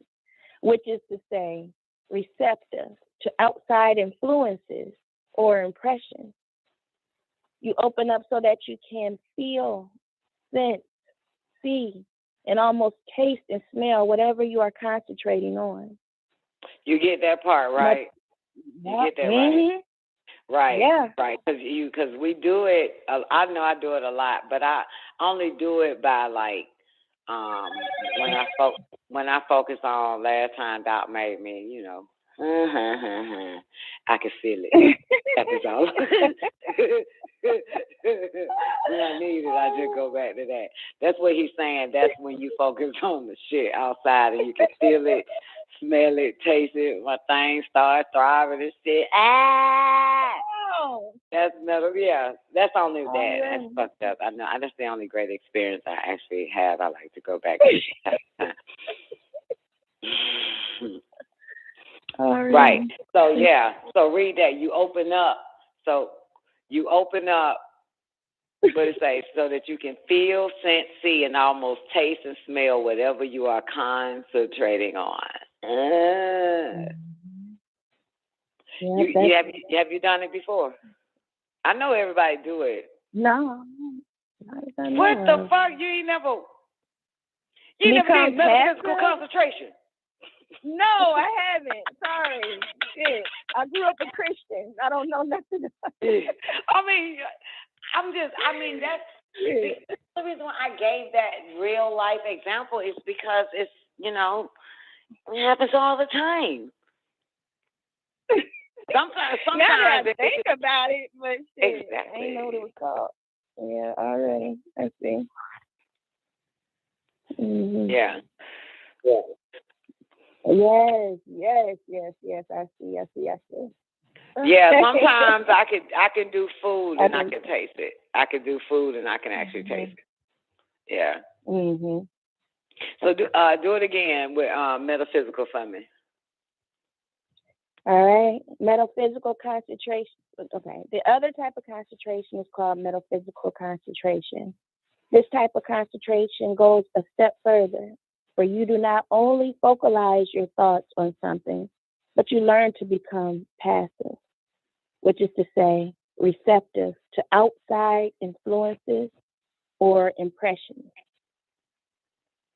You open up so that you can feel, sense, see, and almost taste and smell whatever you are concentrating on. much like the artist who paints a picture. Before he paints the picture, while concentrating on what he would paint, he not only focalizes his thoughts on the drawing, but he sees it, feels it, and lives it. This type of concentration allows you to turn your thoughts inwardly, and that discipline gives birth to the inner discipline in you. This type of concentration is called the door to meditation. But make no mistake, it is not meditation. In meditation, the sense and feeling of I vanishes, whereas in objective concentration, as I stated previously, one is aware of oneself and the sense of I remains. Wow. Okay, so we need to. So is everybody clear on the differentiation between meditation and concentration? You know what I'm saying? Everybody clear? Meditation is where there is no I, right? Yeah. Yeah, make no mistake. Yeah, it is not meditation. The metaphysical, no shit. I told y'all what I'd be thinking about. Ooh, I felt it right there. And objective concentration is based on the I. It's based, exactly. And then, hey, that's what it is. Shit. Meditation, what fun. You hear me laughing, I moved away. You crazy. Okay. Sorry. Meditation is where it's not your ass. It's not you. I told y'all that meditation is when you have to learn to focus on something other than your damn self, like a pyramid, a candle. You know what I'm saying? Shit like that. That's meditation where it doesn't really, it's not you. It has nothing to do with you. The I. Come on in, newbie. Give me a mic check. We got 10 minutes. Zena, you want to refresh? Let me open your mic just in case we go a little bit longer. I'm opening up the Zena mic. Yeah, I don't want no more goddamn brown bull show. Don't want to call you on my landline ever again. Newbie, great day, newbie. Give me a mic check. Oh, Chef. How is everyone doing this evening, Don? Doing our best, ma'am. Doing my best. How about yourself? I'm doing my best, Don. I had a little question for you.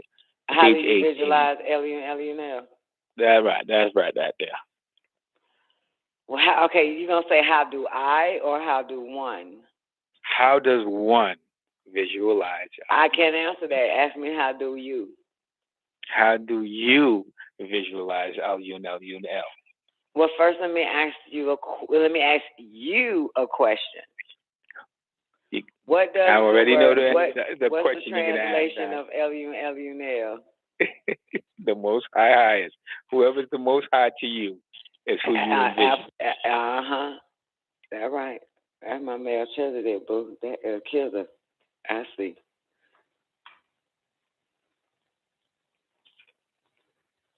Answer your question. Absolutely, Don. Yep. I'm sure I'm not the only one with the question. That's why I asked. And why you always think you're not the only one? You are the only one. Everybody else in tune, baby. Everybody else is ahead of their class. You're the only one in the back raising your I'm hand. in the back. I'm selling sandwich meat. Well, I was about to say something, though.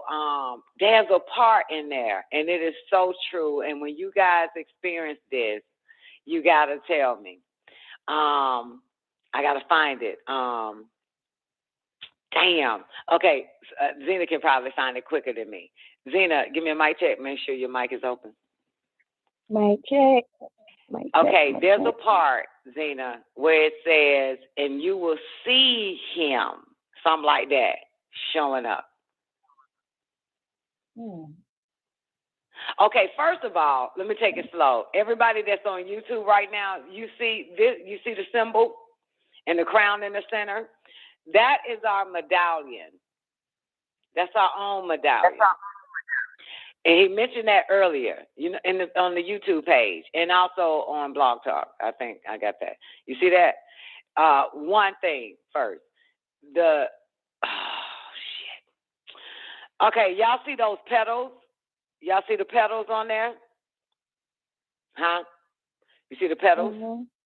Yeah. Those were the same petals, the exact same petals, but it had the like pyramids and all types of lines going around it. That is the one after they damn near when they bombed Nagasaki and Hiroshima. Those petals, plus it was the pyramidal zigzag kind of lines that when they showed up, they put in Utah. Then of course they started,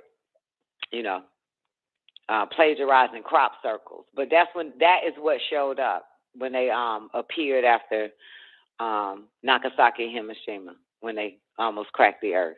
This symbol.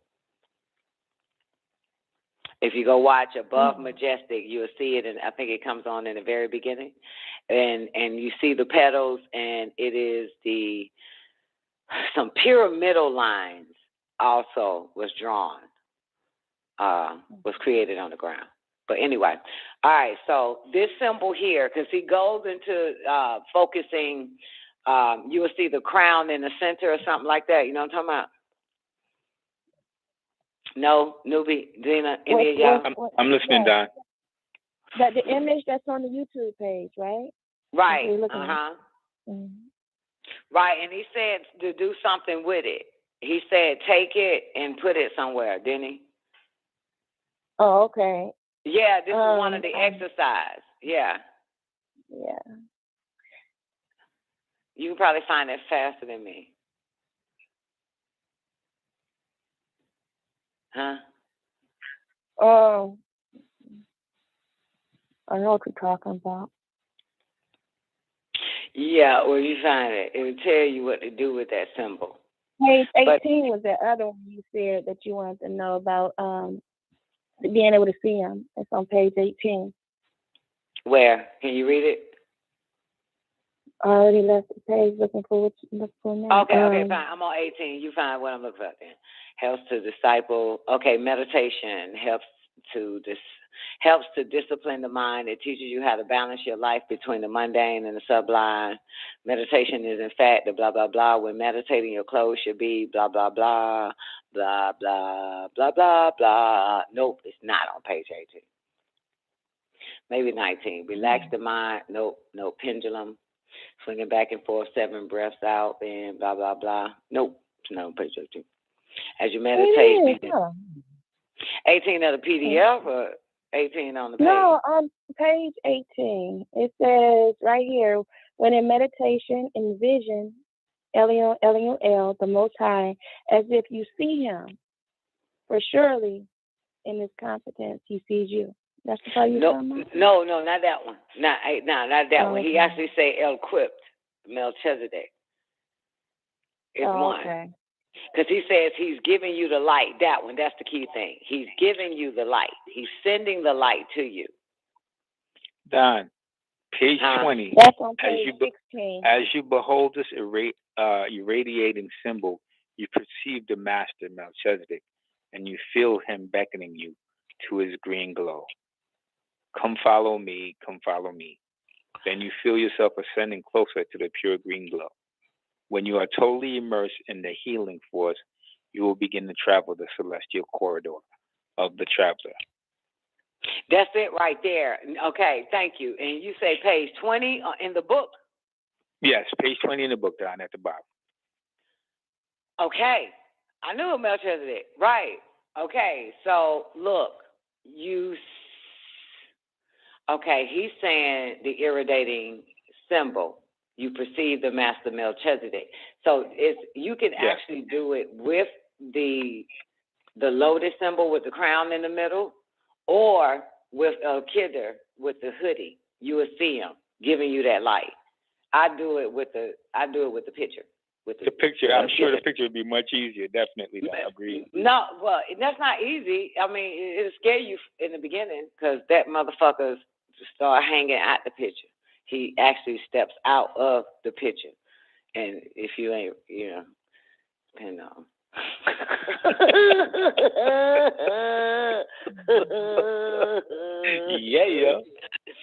Yeah, but that light does come. So try it with the symbol, but the picture, you're right, it is easy. Because it's when you, the cube thing and the dot in the middle, that teaches you how to look interdimensional. Once you master looking interdimensional, then take El Kidder's picture, and you will see the many faces of the Lamb coming out of that motherfucker. You will see him moving the light to you.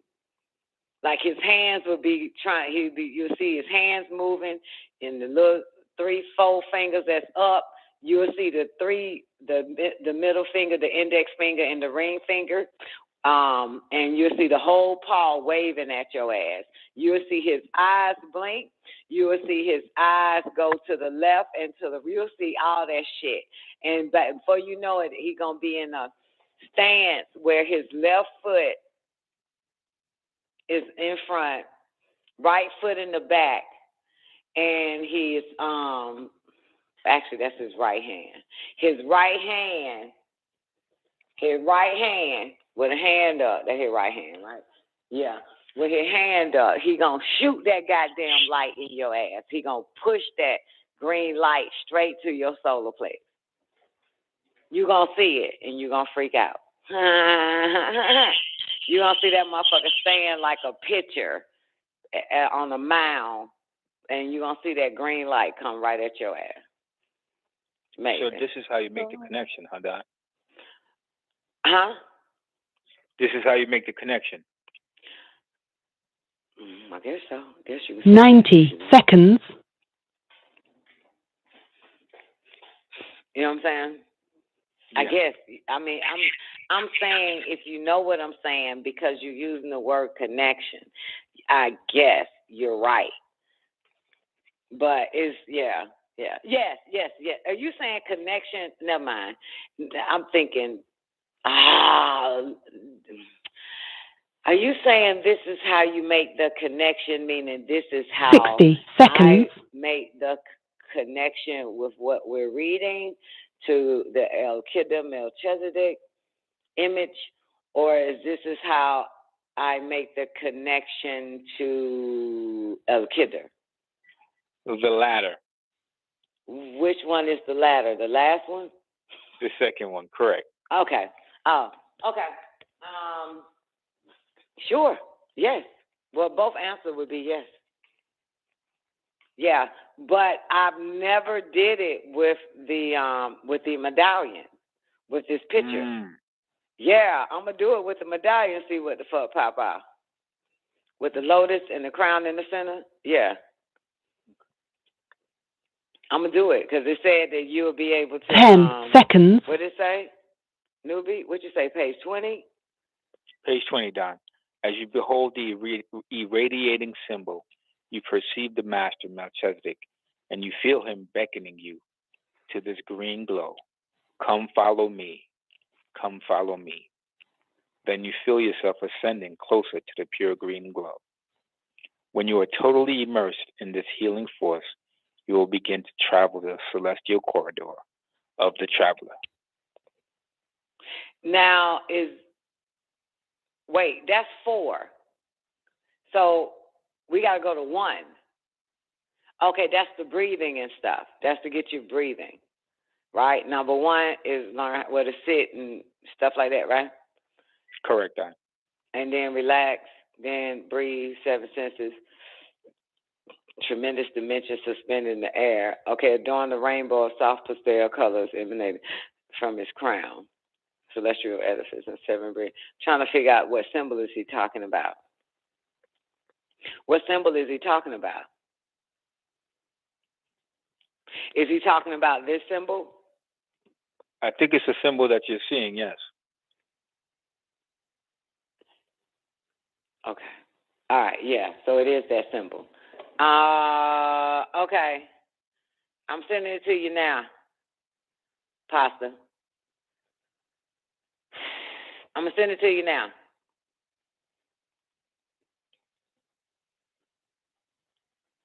Which one? Pasta Incorporated. Yeah, that's probably it. Okay. Apostle Incorporated, right? That's it, man. You need a simple one. I hope I spelled it right. Let me know if you got it.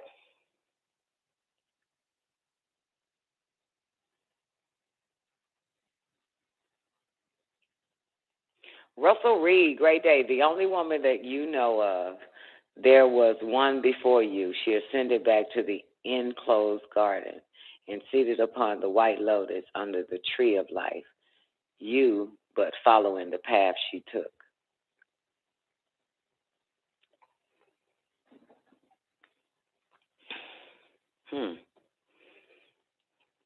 Okay. All right. Joanna, is there a picture of this 7 lotus petal? It's on the front page, baby. On the cover. On the cover of A.M.O.M, on the book itself. It's a medallion, too. That's more than 7, though. We all see it's a lot more than 7. Where you get and the the first 7 page from? as well. Page 1 as well has the lotus. Yeah, but he said on page 20, which I was just reading. Let me get back to it. Unless I'll be reading too much English. No, you good. You're not. That's what I was trying to figure out when he was saying the 7 symbols. Yeah. Now imagine yourself sitting on a beautiful lotus plant with 7 petals. Right. We didn't talk about that symbol unless. Keep going. What's that? What page you on? 20? Right there. Where's page 20, Don. 20 again. Well, I can't. Okay. You see the symbol of the ancient mystic order of Melchizedek within a green halul, aura. So it's a symbol. Huh? You said page 20. Yes, page 20, Don. At the top or at the bottom? It's at number 4. It's in the paragraph with number 4. Now imagine yourself sitting on a beautiful lotus plant with 7 petals. It is floating on a glistening pond, blah, blah, blah, and you are surrounded by nothing but delicate green vegetation. Each lotus petal is outlined by a pure green light. As you slowly open your eyes and gaze upward, you see the symbol. There it is. Yeah, you see the symbol of the ancient and mystic. That's right. That's right. Yeah, but you ain't. Right I get that, but you ain't sitting on that because this thing got a lot more than 7 petals. So you supposed to imagine 7 petals. Zena. Yes. First, number 4. After you get your breathing together, step 1, 2, and 3. Number 4, you're gonna imagine yourself sitting on a beautiful lotus plant with 7 petals. It's floating, glistening pond. So you're actually on the lotus with 7 petals, and the lotus is on a glistening pond that sparkles like crystals. As you are surrounded by nothing but delicate green vegetation. You're going to imagine this. Each lotus petal is outlined by a pure green light, so you need to see that as well.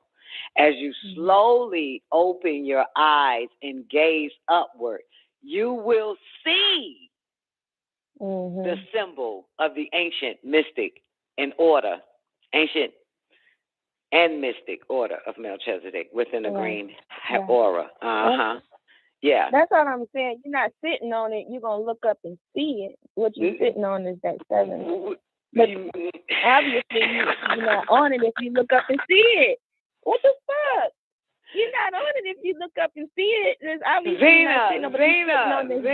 First, you're going to imagine yourself sitting on a huge lotus plant with 7 petals. Okay. I got that. I was just making the distinction. Imagine first, then open your eyes and you should see. Look up. Then you're going to see that. Right.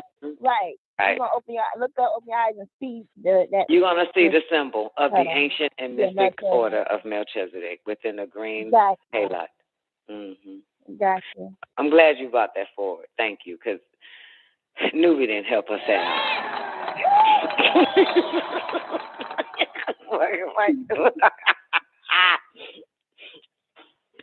Because I didn't quite. That wasn't right. That's not fair. I got Zena's question, but I didn't get Nubi reading that part. Like, huh? I was like Zena for a minute. Okay. Woo. No. The reason why I asked that question, Don, is because in one of his tapes he said that a lot of people made the physical connection with him by seeing him, but they really never made, the ethereal connection with him, because he is the connection to the Enet. Mm-hmm. He is between you and the Enet. So that's why I asked that question. How do you envision? Oh, about the L part. Correct. Mm-hmm. That's right. Yeah, they didn't make the spiritual connection with him. They did. They only made the physical. This is why I have physical and spiritual experiences with this Negro.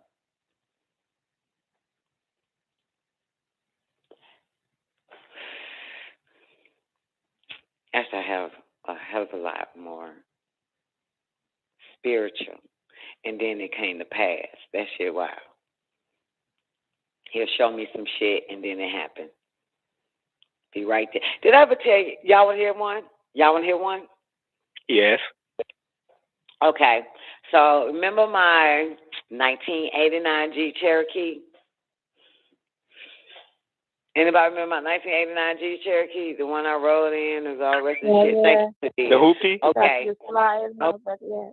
Yeah. And I was like, it's a Mercedes with this green Mercedes emblem on the beach. Okay. Right. Well, no, you weren't there, man, when I gave I had the whole goddamn back down memory lane. Well, anyway, after I left, that fuck nigga stayed with my daddy. First rest I ever had, he was right there. Okay. The car, before I laid to rest, the car was making some noise, crazy ass fucking noise. And I called my mom, blah, blah, blah. Anyway, went to bed, woke up. Okay. So went to bed. He was right there. He is a mechanic. Okay. It's him. He's the mechanic. And he put the car, what is that called, on the lift to lift it up all the way up so you can stand underneath it. So he put the car on that little thing, and it raised up, and he was standing underneath it. And he was twisting this huge ass round circle thing. And he says all it is a loose screw, some shit like that. He said that's all. So he was tightening it up. That's what he did, right? So anyway, I wake up. My mom called and was like, come on, meet me on Camden Road. I talked to some guys. They want to see your car, this, that, and the third, right? Said, see what's wrong with it. The noise it's making. So I jumped up, drive to Camden Road, met my mom, black guys. They put my car on top of they put it up, raised it up. The black guy gets under it. And he was saying he knew the problem. It's going to cost $1,200 to fix it, right?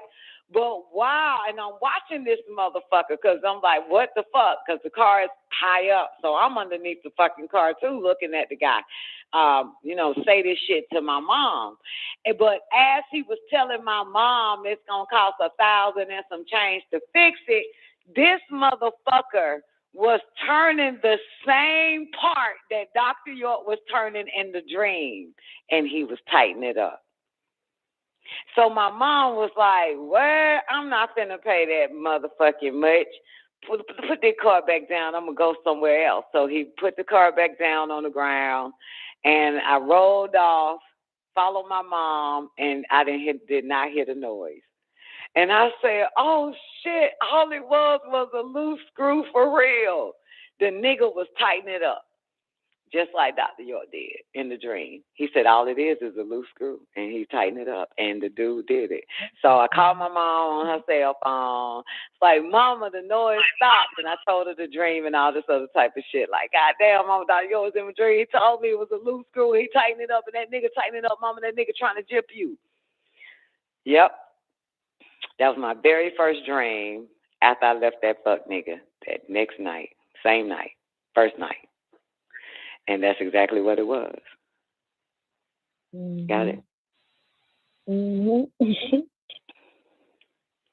Okay, I got another one. You want to hear this one? Mm-hmm. Yes. Okay. So, all right. So, this okay, Zena, you into this shit, so I'll give you another one, okay? So maybe the second night, second or third night, shit's wild. I really don't share this, but I shared it because I had bitches at the time that I was fucking with.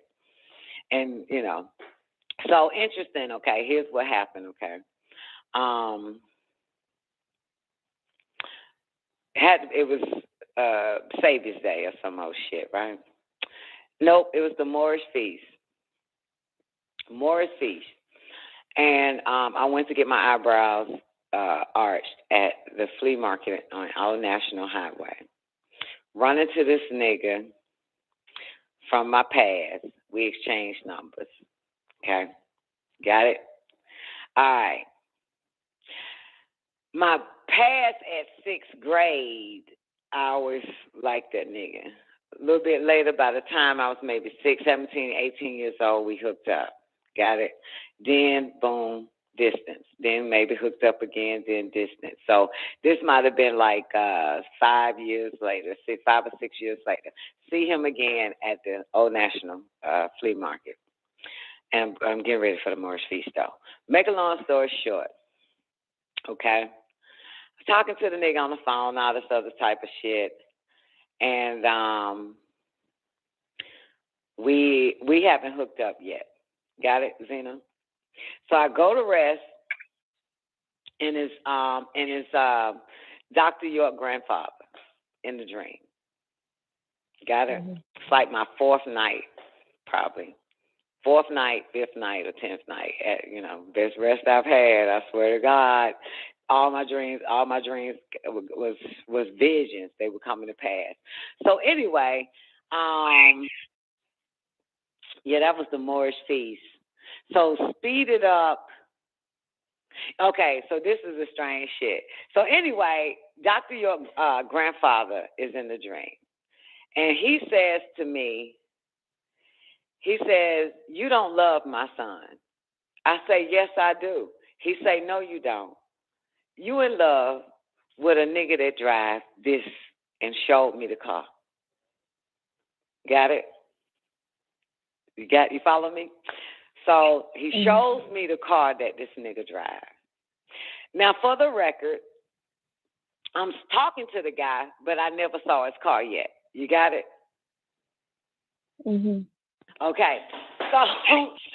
So interesting enough, he pulls up, let's say a week later when we finally, go on our date or whatever. And this nigga is in the exact fucking car Dr. York grandfather showed me. The exact fucking car. To a T. Color, inside, rims, tires, everything. Yep. Wow. The exact car. And that's kind of wild because I really never loved a nigga, but I liked him ever since 6th grade. You know what I'm saying? So I was just about to ask you that, Don. Yeah. Did you really love him? I mean, I don't know, like, you know what I'm saying? Like, like, the fuck, how I'm supposed to say it? Like, you see me? Like, no. But I remember telling one of my folks at the time, like, I don't know what nigga this is. And kind of find out I was on the phone talking to the nigga the whole goddamn time, but he just ain't picked me up in the car yet. No, he didn't have the car in the 6th grade, J1. When he came to pick me up at my father's house when I left the nigga, he pulled up in the car that Dr. York grandfather showed me that I was in love with this nigga, but I've known him since the 6th grade. Yeah, and I fucked up real bad because I bought this nigga to Tamaray with me, man, and Dr. York was hot. That nigga was hot. I guess you didn't like him, huh? Now, because I'm going to tell you this now. This the same nigga, right? Okay, after Dr. York got me this car, he got me another. He bought me a car, right? And so I heard him, and I heard him say this to me. I was actually about to go spend the night with this nigga and leave my young children with this 13-year-old girl to babysit. So I had in my mind, I'm about to drop these fucking kids off. Her name was Raquel. Raquel gonna watch the babies, and I'm gonna get with this nigga. And I heard him say, I done bought you this car, and you have not come to see me yet. Loud as a motherfucker. And I haven't had the car for a while and shit. But anyway, so I say to my children and to Raquel that was in the car with me, I said, we're going to Tamaray. Fuck this shit. We're going to Tamaray. That's when I went to Tamaray, when nobody on the fucking land. It was black as fuck. And I'm walking down the hill with my babies. I see this chick walking up the hill. And I was like, what's going on tonight? She was like, class is just about to start. You came right on time. And I walked in. It wasn't nothing but like the people who lived on the land knew we was there. You know, I know Gwen was there, her bitch ass. It was a family meeting. It was a family meeting. And so me and my babies and Raquel walked in, and I sat down. Dr. York comes out in the temple, and he was like, that's when he says, he opens up and say, 2 things a man want to take from you, your life, and a man want to take from a woman, her life, and make her sick. And he go in detail, and I'm just crying. And I never saw that dude, never went over there after that, because he explained it to a T. And the way he explained it by way of diseases and sexually transmitted diseases, you feel me? And I'm just crying. Mm-hmm. And yeah, man. Yeah, that's Yep. Mm-hmm. Yep, never talked to him ever again. Ain't seen him since. I was done. You listen. Mm-hmm. Huh? I said you listen. You heard that. Hell yeah, I'm about to drop my baby down. Goddamn, you feel me? Homeboy, bone, you feel. That sounds like a pitfall averted, Don. For real, for real. A pitfall? Yeah. Averted, yes. Yeah, that motherfucker did that shit. I'm in tears, man. Mm-hmm. That nigga right by me was like, he was so mad. Like, God damn, you a stupid bitch. I should kick your ass. For some reason, I'm thinking maybe you probably, even if you did decide to go through with it anyway, you probably would have got a flat, all kind of shit would happen to you on the way there. Like it did before, trying to stop you from making that move.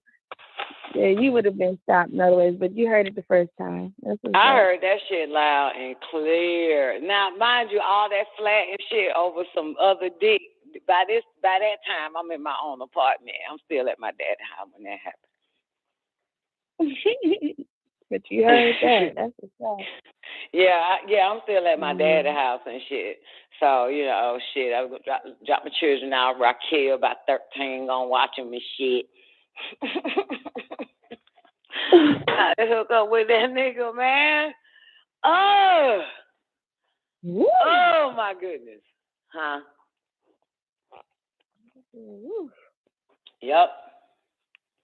So it's a lot. That man has showed me some shit spiritually that came to pass, or intervened, all that type of shit. Mm-hmm. Yep. And there's one time. Here's another one. Okay, the Moorish feast. Okay, the Moorish feast.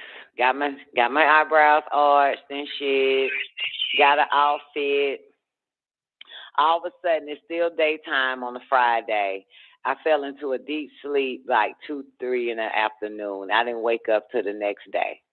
Okay? The Saturday for the Moorish feast. You listening, Nubi? Oh, yes, I'm listening now. Okay.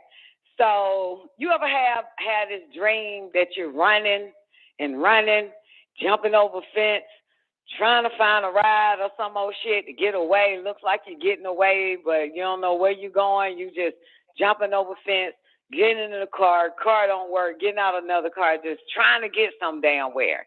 So I'm having this dream. And I'm running, jumping over fences, and trying to find a car, can't get a car, and all this other type of shit. And I see at that time my best friend, baby daddy. He said you could drive this car. And I looked in the car and I noticed that it was a woman's car with a baby car seat and her bag and all her personal identification, wallet, and everything in the car. And I say to him in the dream, I'm not taking this car. This is a woman's car. It has a baby car seat in it and a bag with all her personal stuff, her driver's license and wallet and shit. I'm not taking this car. So all of a sudden, he shows me a big-ass yellow school bus with 2 flat tires. And he says, well, you want this, you can take the yellow school bus, but you're going to have to put 2 new tires on it. I said, well, I'll take the school bus, and I'll put the tires on it. I'll change the tires. Newbie, immediately when I said I'll take the school bus and change the tires, the yellow school bus turned to the Zimmer, the Zimmer, you know, the Zimmer van, the huge black tour van Dr. York has with the new it's all black and it got all the new Wabic and hieroglyphics on it and shit called the Zimmerman or some old shit. You know what I'm talking about? The Zimmer. Mm-hmm. And it turned to there. As soon as it turned to there, as soon as that yellow bus turned to the Zimmerman, I was on the land. And Dr. York is in his Mufti Divan attire of the Shriners. And he's right there in my face. I'm right there in his face. And I say, I just want to tell you, I love you so much. And he kissed me on my forehead. Now it's the next goddamn day. That shit went on from Friday at 3 p.m. till about 8 or 9 or 10 Saturday morning, the day of the Moorish feast. So I needed some cigarettes. So I go out there to my Jeep, my 1989 Jeep Cherokee, get in the car, try to crank it, it won't start. And I'm like, what the fuck is wrong with the car? Try to crank it again, it won't start. What the fuck is wrong with the car? Try to crank it again, try to crank it again, it will not start. It won't, not that it won't start, it wouldn't turn. The key ignition switch wouldn't turn. And I hear him say, look at your steering wheel. I looked at the steering wheel. Somebody broke the steering column, tried to steal the car. Then I remembered everything that happened that day. I was looking for my bag, by the way, too, J1. My bag. But luckily, I had $7 in my clothes, in my jeans pocket that I had on that Friday. So I couldn't find my purse, my bag, or nothing. Right? So I'm like, fuck it, but I want some cigarettes. So I was like, oh, shit, I'm so glad I got goddamn $7 in my pocket and shit, in my jean pocket. So anyway, and I know, and when okay, I'm back in the car and I hear, look at your steering wheel.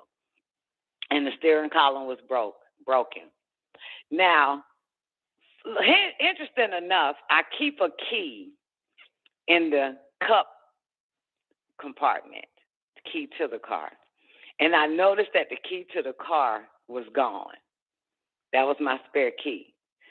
Them dumb fucks broke the steering column. It wouldn't start. Saw the key. And Dad, you can't use the key once you break the steering column. And that type of shit. And because they wasn't real car thieves like I am. I'm a master car thief. So they couldn't even crank the fucking car up you know what I'm saying, with the screwdriver. That takes skill, by the way. So I realized that my car was broken into, and I left the baby bag in the car that day, Zena, I left the baby bag in the car. And the baby bag had all my information, my identity. It was Warrior's car seat. It was my car in the fucking dream that my friend, baby daddy, was fucking still trying to get me to take. But because I refused to take it, the car in real life stayed parked in front of my dad's apartment because I refused. All that shit was happening at the same time, which I figured out. It's wild. Only thing they took, girl, was my baby bag that had my ID and all that shit, which was Warriors, all my stuff. But they couldn't take the car, and the car seat, of course, was still in the car. It was my car. So anyway, of course, I could still go to the gas station, so I just went and got a screwdriver, cranked up my fucking car, and went and got my cigarette. I was afraid to take it to Tamaray that night, but I eventually drove it to Tamaray. And, of course, I'm not going to give y'all everything that happened at the Moorish Feast, but I think it was after Music Soul Child just finished. I walked up to Dr. York and I told him, I said, I just want to tell you I love you so much. And he kissed me on my forehead.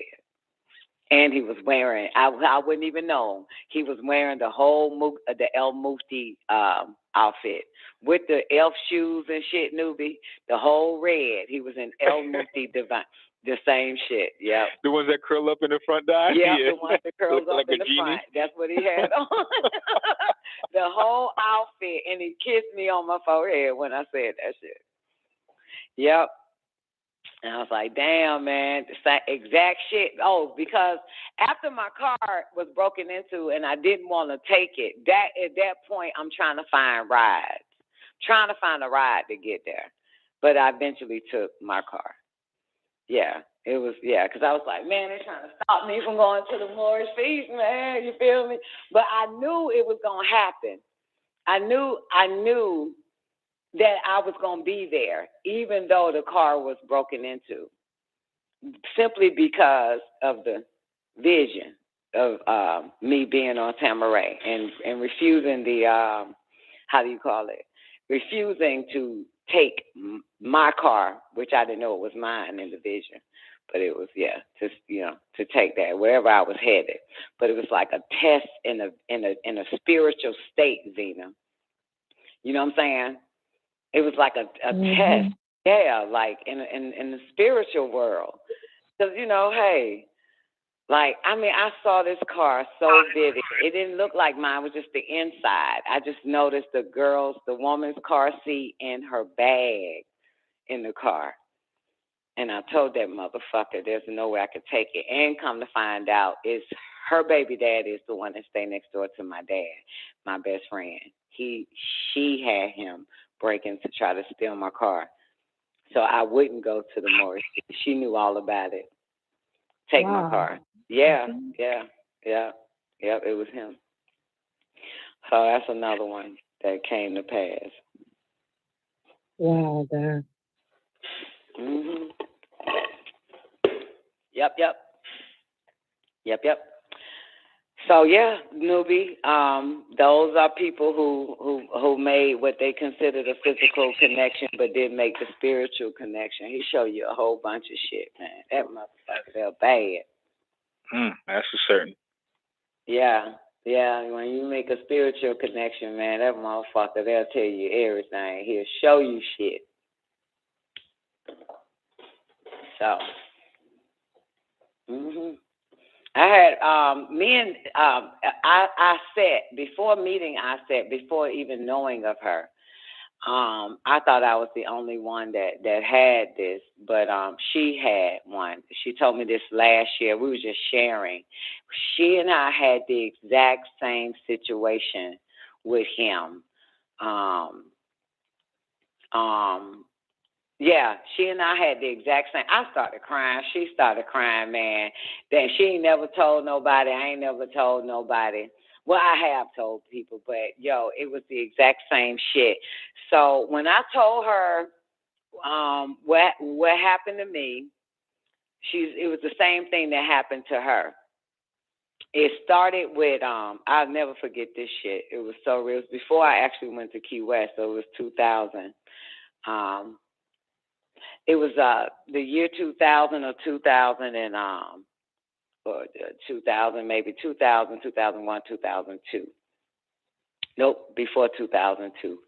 So anyway, driving for a long time, and I finally get to where I'm going, and I noticed that I parked the car. I get out, and I notice there's a brick red house that sits on a sandy beach.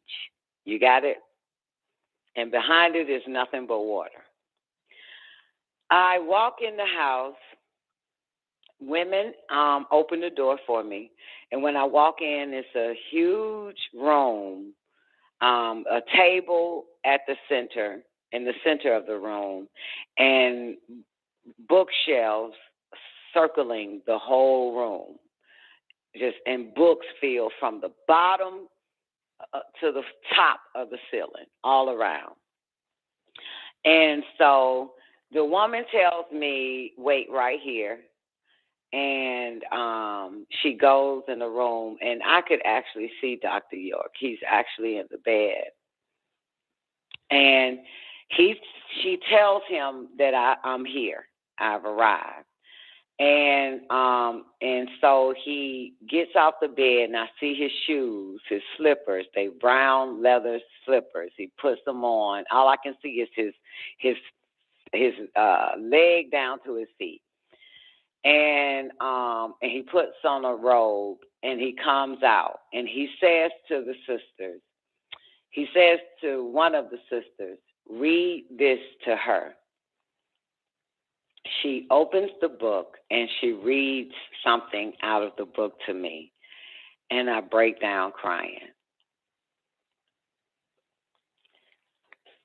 And I sat at the table. I was sitting down, and I just cried. And after she read that to me, and after I finished crying, I walk out, go back to the car, get in the car, and leave. I had the exact same dream before I met her. She was at the same house on the beach, red brick red, books every damn where. Woman reads something to her, and she breaks down crying. I cannot tell you what that lady read to me. I cannot tell you. And I will not tell you, because I don't remember. and neither does I sit, man, and we on the phone trying to help each other. And whatever it is, it made us cry. It's something you had to hear, Don, obviously, yep. Yeah, I don't know what the fuck it was, but we both cried, whatever that chick read to us. Yep. I ended up meeting Aset like 10 years ago. So I had that vision before November 2022. 2002.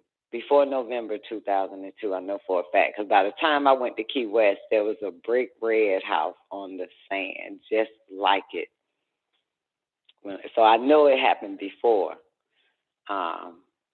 November of 2002. Yeah.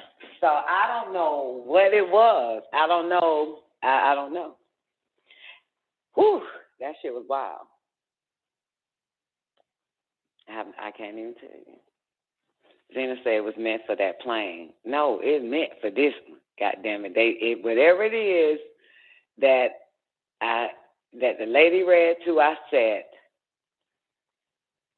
And whatever it was that was read to us, me and I said met each other. So it has to be on this plane, Sugar Pie. And the brick red house on the beach, that shit is in Key West. After I was there with him crying at the table once the bitch read whatever she read to me. Then I go to Key West and I see it. It's this shit. It's here.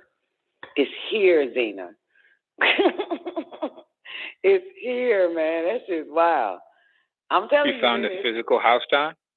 Yeah, that's how I know it was before November of 2002. Because in November of 2002 is when I went to Key West. And they took me to this beach, and it was the exact fucking house on the beach. The exact house. I said, oh, my shit. Because I remember telling my brother, I told my brother this shit when it happened. And I said, it was a brick red house on the beach. And my brother said, there is no such thing as a brick red house on the beach. Then I ended up going to Key West, and they showed me the brick red house on the beach. It was the exact fucking house. Then I called my brother and said, nigga, I'm in Key West. There is the exact fucking house, brick red, on the beach. And it is on the beach. I said, nigga, you told me when no goddamn such thing. So, yes. Yeah. Yep. I thought it was a dream. So that was my first thought, too. I'm trying to imagine a brick red house on the beach. It's a brick red house on the beach in Key West. I go there all the time. Well, when I say all the time, but every time, once I saw that, I always got to go to the brick red house on the beach because it was the exact fucking house on the beach.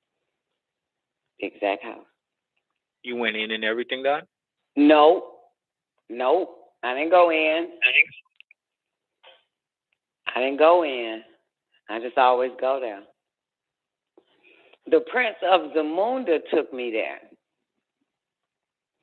That's how I saw it. And it had rosemary growing in the garden. And Hakeem took you, huh? The real Prince of Zamunda. He was there to soar his royal oaths. That's why I call him the Prince of Zamunda before he's crowned king of his tribe and shit.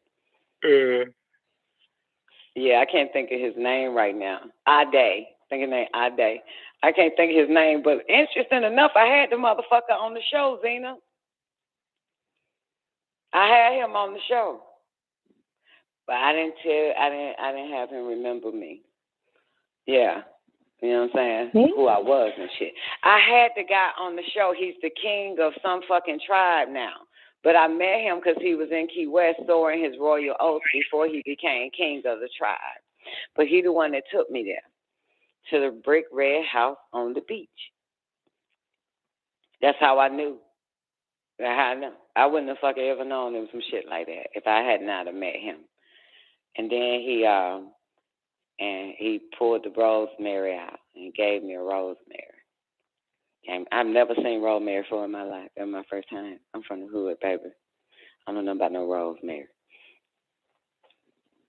Yeah, but now he king. He king, boo. I had him on the show a long time ago. King Ade of Jubila, or some old shit. This motherfucker, their tribe is the only tribe that's recognized in the United States of America as Negroes. They have indigenous land and all that shit. I had them on the show. Y'all don't really remember I had the king on the show? Anyway, but that was him. No, I don't remember that. Yeah, that was a long time ago. But y'all were there. Zen, I know you were around. I don't know about Newbie. But yeah.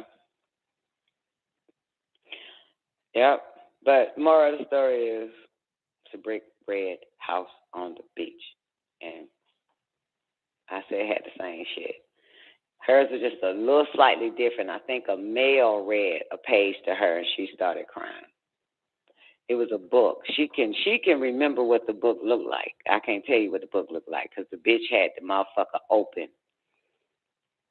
on the table and read. It was just like it's like maybe 3 or 4 sentences, newbie, and I just broke out crying.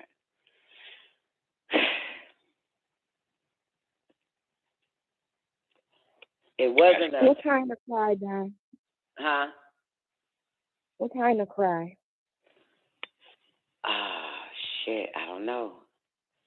I can feel it, but I can't explain it. I can still feel that cry, but I can't explain it.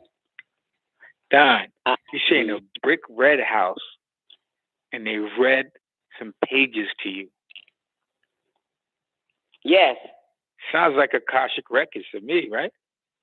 I don't know, but I cried. It was like 4 lines, and he told the lady, the sister, to read it to me, and I just cried. And the same thing what I said, you know what I'm saying? I had a cry. I mean, obviously, it made me cry. I don't know if I was sad, but I remember seeing myself walking out of the house, walking to the car, and was still like crying. You know what I'm saying? Like finishing my cry, like, you know. It was a motherfucker, man. No, it wasn't. No, ain't no such thing like no, it was blah blah blah blah blah blah blah, and I just I don't know. I'm trying to figure it out. I don't know. I ain't go. I just don't remember. I didn't do that, but it was It was, I don't know. I don't know what it was. I can't. It's I don't know, man, but whatever it was, man, it just, I cried. Shit, the fuck. I would like to know. I sure Sounds would more like to know. esoteric than anything, Don. Everything is esoteric in my life, darling. But that's beautiful. And to this day, me and I said, old ass still do not remember what was read to us. All we know is that we cried. That's it. She was at the same house. Yep, and the books everywhere from the ceiling to the floor.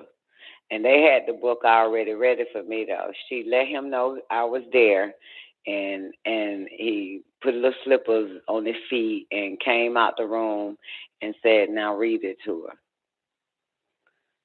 And I sat there, and she read it, and I dropped my head and cried. Wonder if that was your ledger, Don.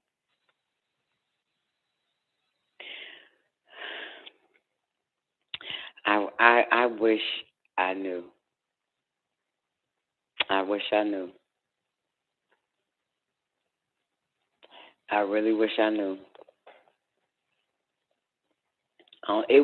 I tell you this, it wasn't like it said, you are going to hell or something. It wasn't like none of that. It was, whatever it was, it made me cry. So it was like something beautiful. You know like what I'm saying? Like a confirmation or something? No. It was like something I've never heard before in my life, and it made me cry. It was beautiful. But I cried. Whatever it did, it made me cry. Whatever the words were, I cried. But it wasn't like, you know what I'm saying, you're going to hell, or, you know what I'm saying, like Akashic Records. I don't know. But it was something out of a fucking book. That's all I know. And I can't tell you the book.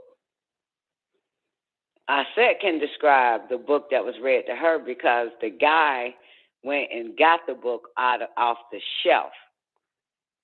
It was a guy there. It was the sisters there, but a guy got the book out of the shelf, if I'm not mistaken, and she saw the cover of the book. So it might have been the same book that was read to me. But she cried too. She cried too, man. Whatever it was. It wasn't harsh, if anybody's thinking that. It wasn't harsh. It was something that made me cry. And I'm still fucking crying, walking out the door, still crying. But it wasn't a wailing cry or weeping. It was, I don't know, it whatever. Tears of joy, possibly? No, I wasn't, I don't know. I have no, I can't say. But I know that it wasn't shocking. I just know whatever it was, it made me cry. So it wasn't hurtful. It wasn't joyful. You know, it wasn't sad. It wasn't happy. Where it was, wherever it was, it just made me cry. Like, you know what I'm saying? Wherever, just it was. I don't know what it was, but I know like the words wasn't harmful. You know what I'm saying? It wasn't harmful. It wasn't shocking. It just made me cry.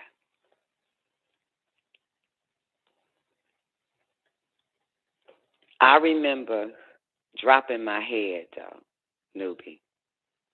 I remember dropping my head at the table, and I started to cry.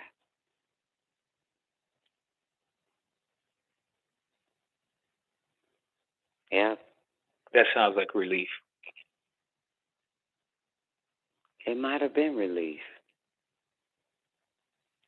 It might have just been relief. Might have been. It feels like it. Now I tell you, it was relief. I'm saying That's myself what it sounds now. like to me, though. Yeah. Well, yeah. Because I didn't. I wasn't excited. It wasn't hurtful. It may have been something that relieved me. Maybe I was relieved. You're right.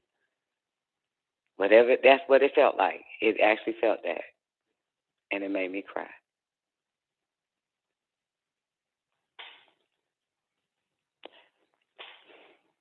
Next thing I know, I walked out, walked to the car, got in it. That was that. Have no idea. How did your life change afterwards?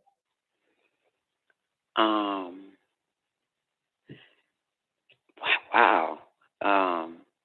It was uphill from there. It was uphill. It's been uphill ever since.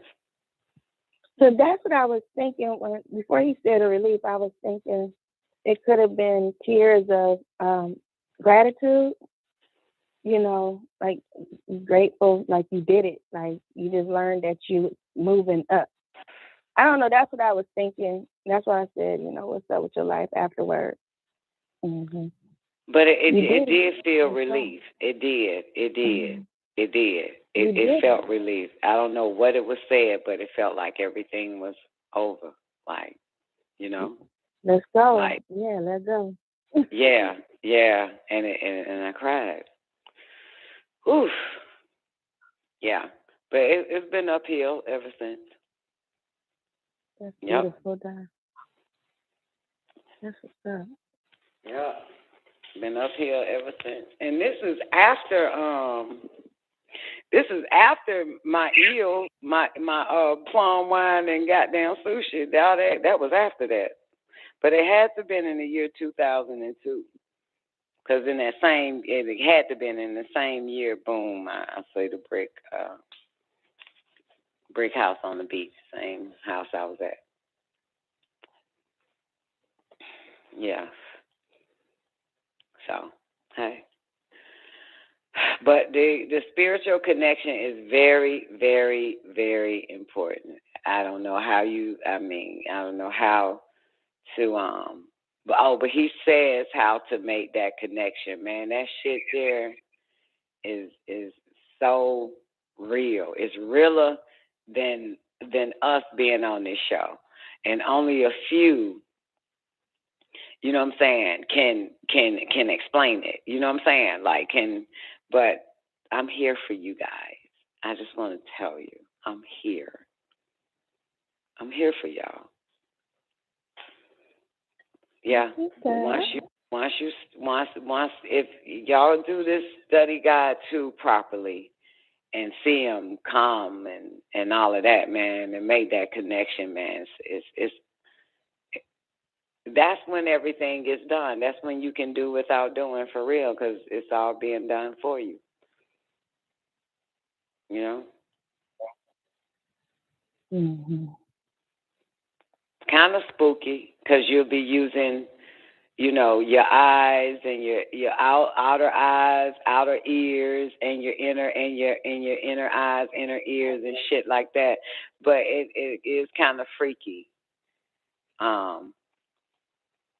The more your senses are heightened, it is freaky, and then you just get used to it. Mm-hmm. Just get used to it. Yeah, it is. Getting us ready, huh? Hell yeah, because y'all hoes got to kick some ass, man. Shit. Y'all got to fight. Y'all got to fight. Because I noticed these last two. I noticed these first two that we read so far, it keeps talking about you now are ready, or you will be ready, or, stuff like that. Mm-hmm. And it's different stuff. I'm looking at it now. Yeah. Ready to test your abilities, ready to... Mm-hmm. Your clairvoyance, and you got a little clairvoyance game and shit. What up, Nurture? You got a whole bunch of stuff, because that is so key. And just know, like, it's kind of like, what's the point of it all, of being able to meditate, or being able to heighten your higher senses, and being able to actually see this creature, this being, come literally sit on your couch, and you're the only one that can see the motherfucker? What's the point of experiencing the spiritual world, right, and the dark side with him, if okay, let me see how I can say this. If like, what's the point of fucking with Melchizedek? Is it for your own personal growth, or is it something that he or them or they would need from you once I show you how to raise up mentally and physically and spiritually and etherically? I think it's symbiotic, Don. I you know like what I'm saying? The latter. Mm-hmm. What? Which part? The second part, when they ready to use you. Absolutely. Why would I give you every fucking thing? We got a echo. Why would I give you every fucking thing? It has to be something that I will eventually need you for. You get it?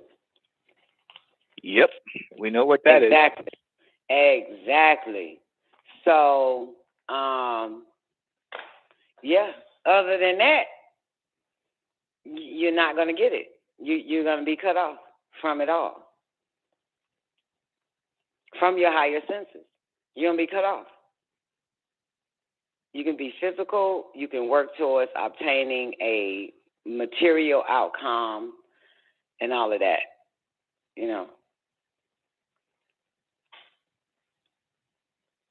Explain needs you for? Explain needs you for. Okay. Explain needs you for, X-Black.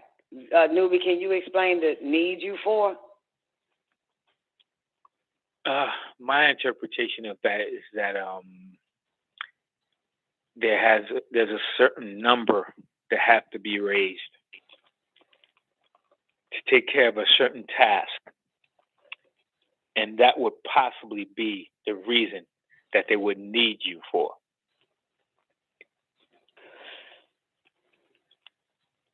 Everything else is taken. I'm adding to what Nubi is saying. Everything else is taken care of the physical world. It's an illusion anyway. So it's easy to materialize any fucking thing that you want or need. That's easy. But the spiritual world is where the fight is. You understand? So if I give you spiritual powers and show you how to,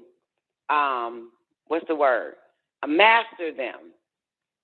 I'm not giving you this just so that you could materialize a mansion, $1 million, or crush somebody's skull without even having to touch them. They could be in a distant place.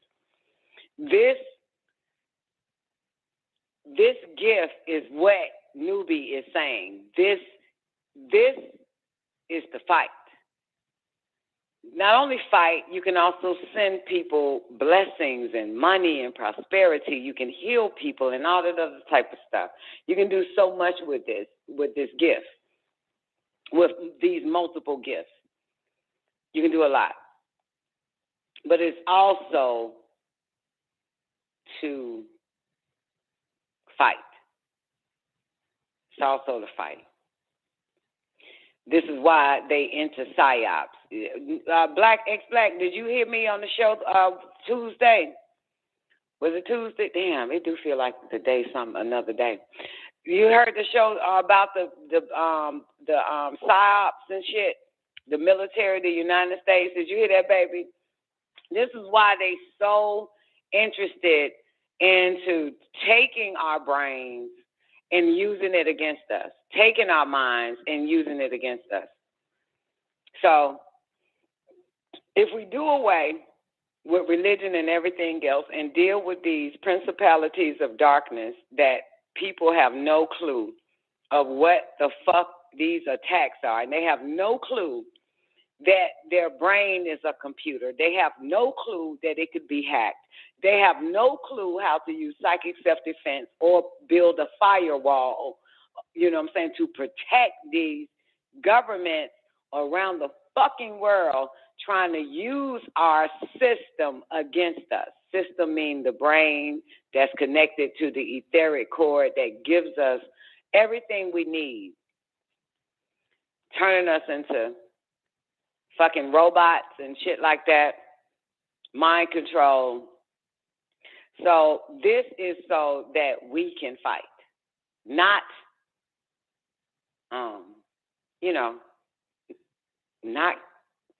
not be like any of these other humans on this fucking planet. You know what I'm saying?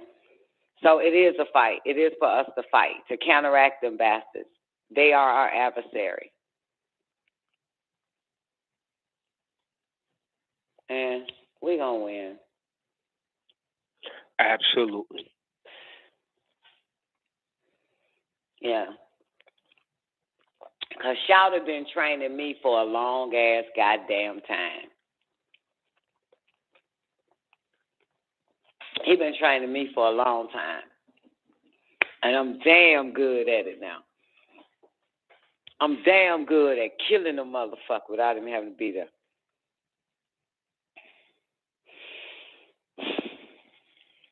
And I'm good at sending green light for healing. So I don't have to be nowhere around a person to give them soup and tea and a hug and shit. I can heal them by using the science of healing by way of the green light.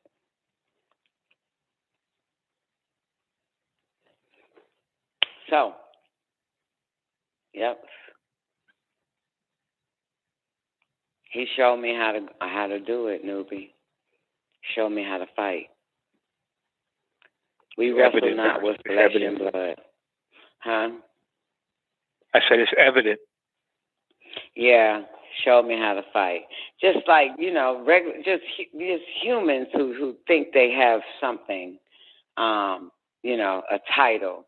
It's so easy to get them off the chess table.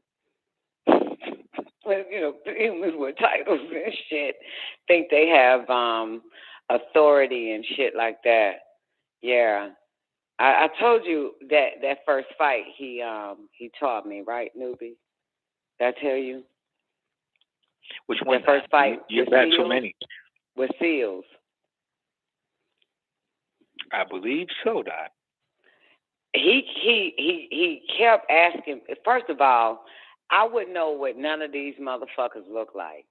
Seals, Jelaine Ward, Don Baskin, whoever was the prosecutor, Judge Royal, whoever the fuck. I didn't know none of. I don't even know what the fuck they look like. You hear me? Understood. Right, because I wasn't keeping up with it, wasn't reading the paper, I wasn't fucking with the goddamn Nubians and none of that shit. And I wasn't going to the court house or inside the court. And this one day he called and kept asking me to go to court. Go there. Go to court. Go to court. Go to court tomorrow. I need you there tomorrow. I need you to go to court tomorrow. So that was my first time showing up. I did what he asked. And I'm sitting there, and I can hear him. He's there too with me, by the way. He's right there. He's like, in court. And I can hear him say, "Look at the faces. Every last one of these motherfuckers. Keep them in your head. Keep them in your mind. Stare at them really well." So I did. After court, I fell into a deep sleep. If this sounds familiar, newbie, stop me because I don't feel like telling this shit. But I fell into a deep sleep. When I got out of the sleep, I couldn't move. It felt like I was having an anxiety attack. So I started to hold myself together, like squeeze myself while I'm in the bed, because all I wanted to do was get up, find a bat, and start beating everything up in the house, the walls, the television, all types of shit. Whatever it was, man, so I was just controlling myself under the covers, holding myself tight so it wouldn't happen. And I called for Melchizedek. After all this fighting and struggling and holding myself together so I won't get up out the bed and start beating shit that don't exist in the house, which I thought. And so I called Melchizedek and I said, "I need your help, blah, blah, blah. What the fuck?" And he showed up.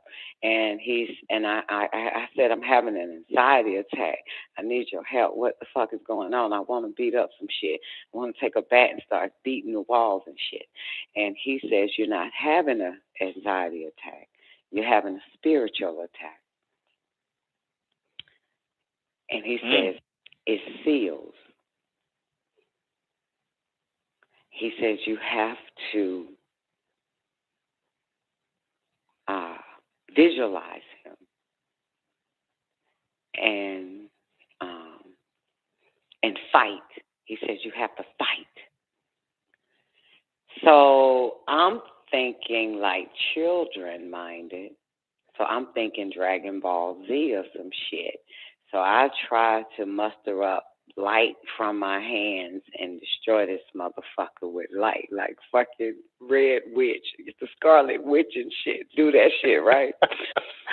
And it's too much TV, I tell you. And he says to me, "That's not going to work." Because I tried everything. And I'm still holding my body at the same time, but I feel a little bit better because he's there. And I'm in complete darkness. It's in the daytime, by the way. But I'm in complete darkness with him. He said, "It's not going to work." He said, "That shit is not going to work.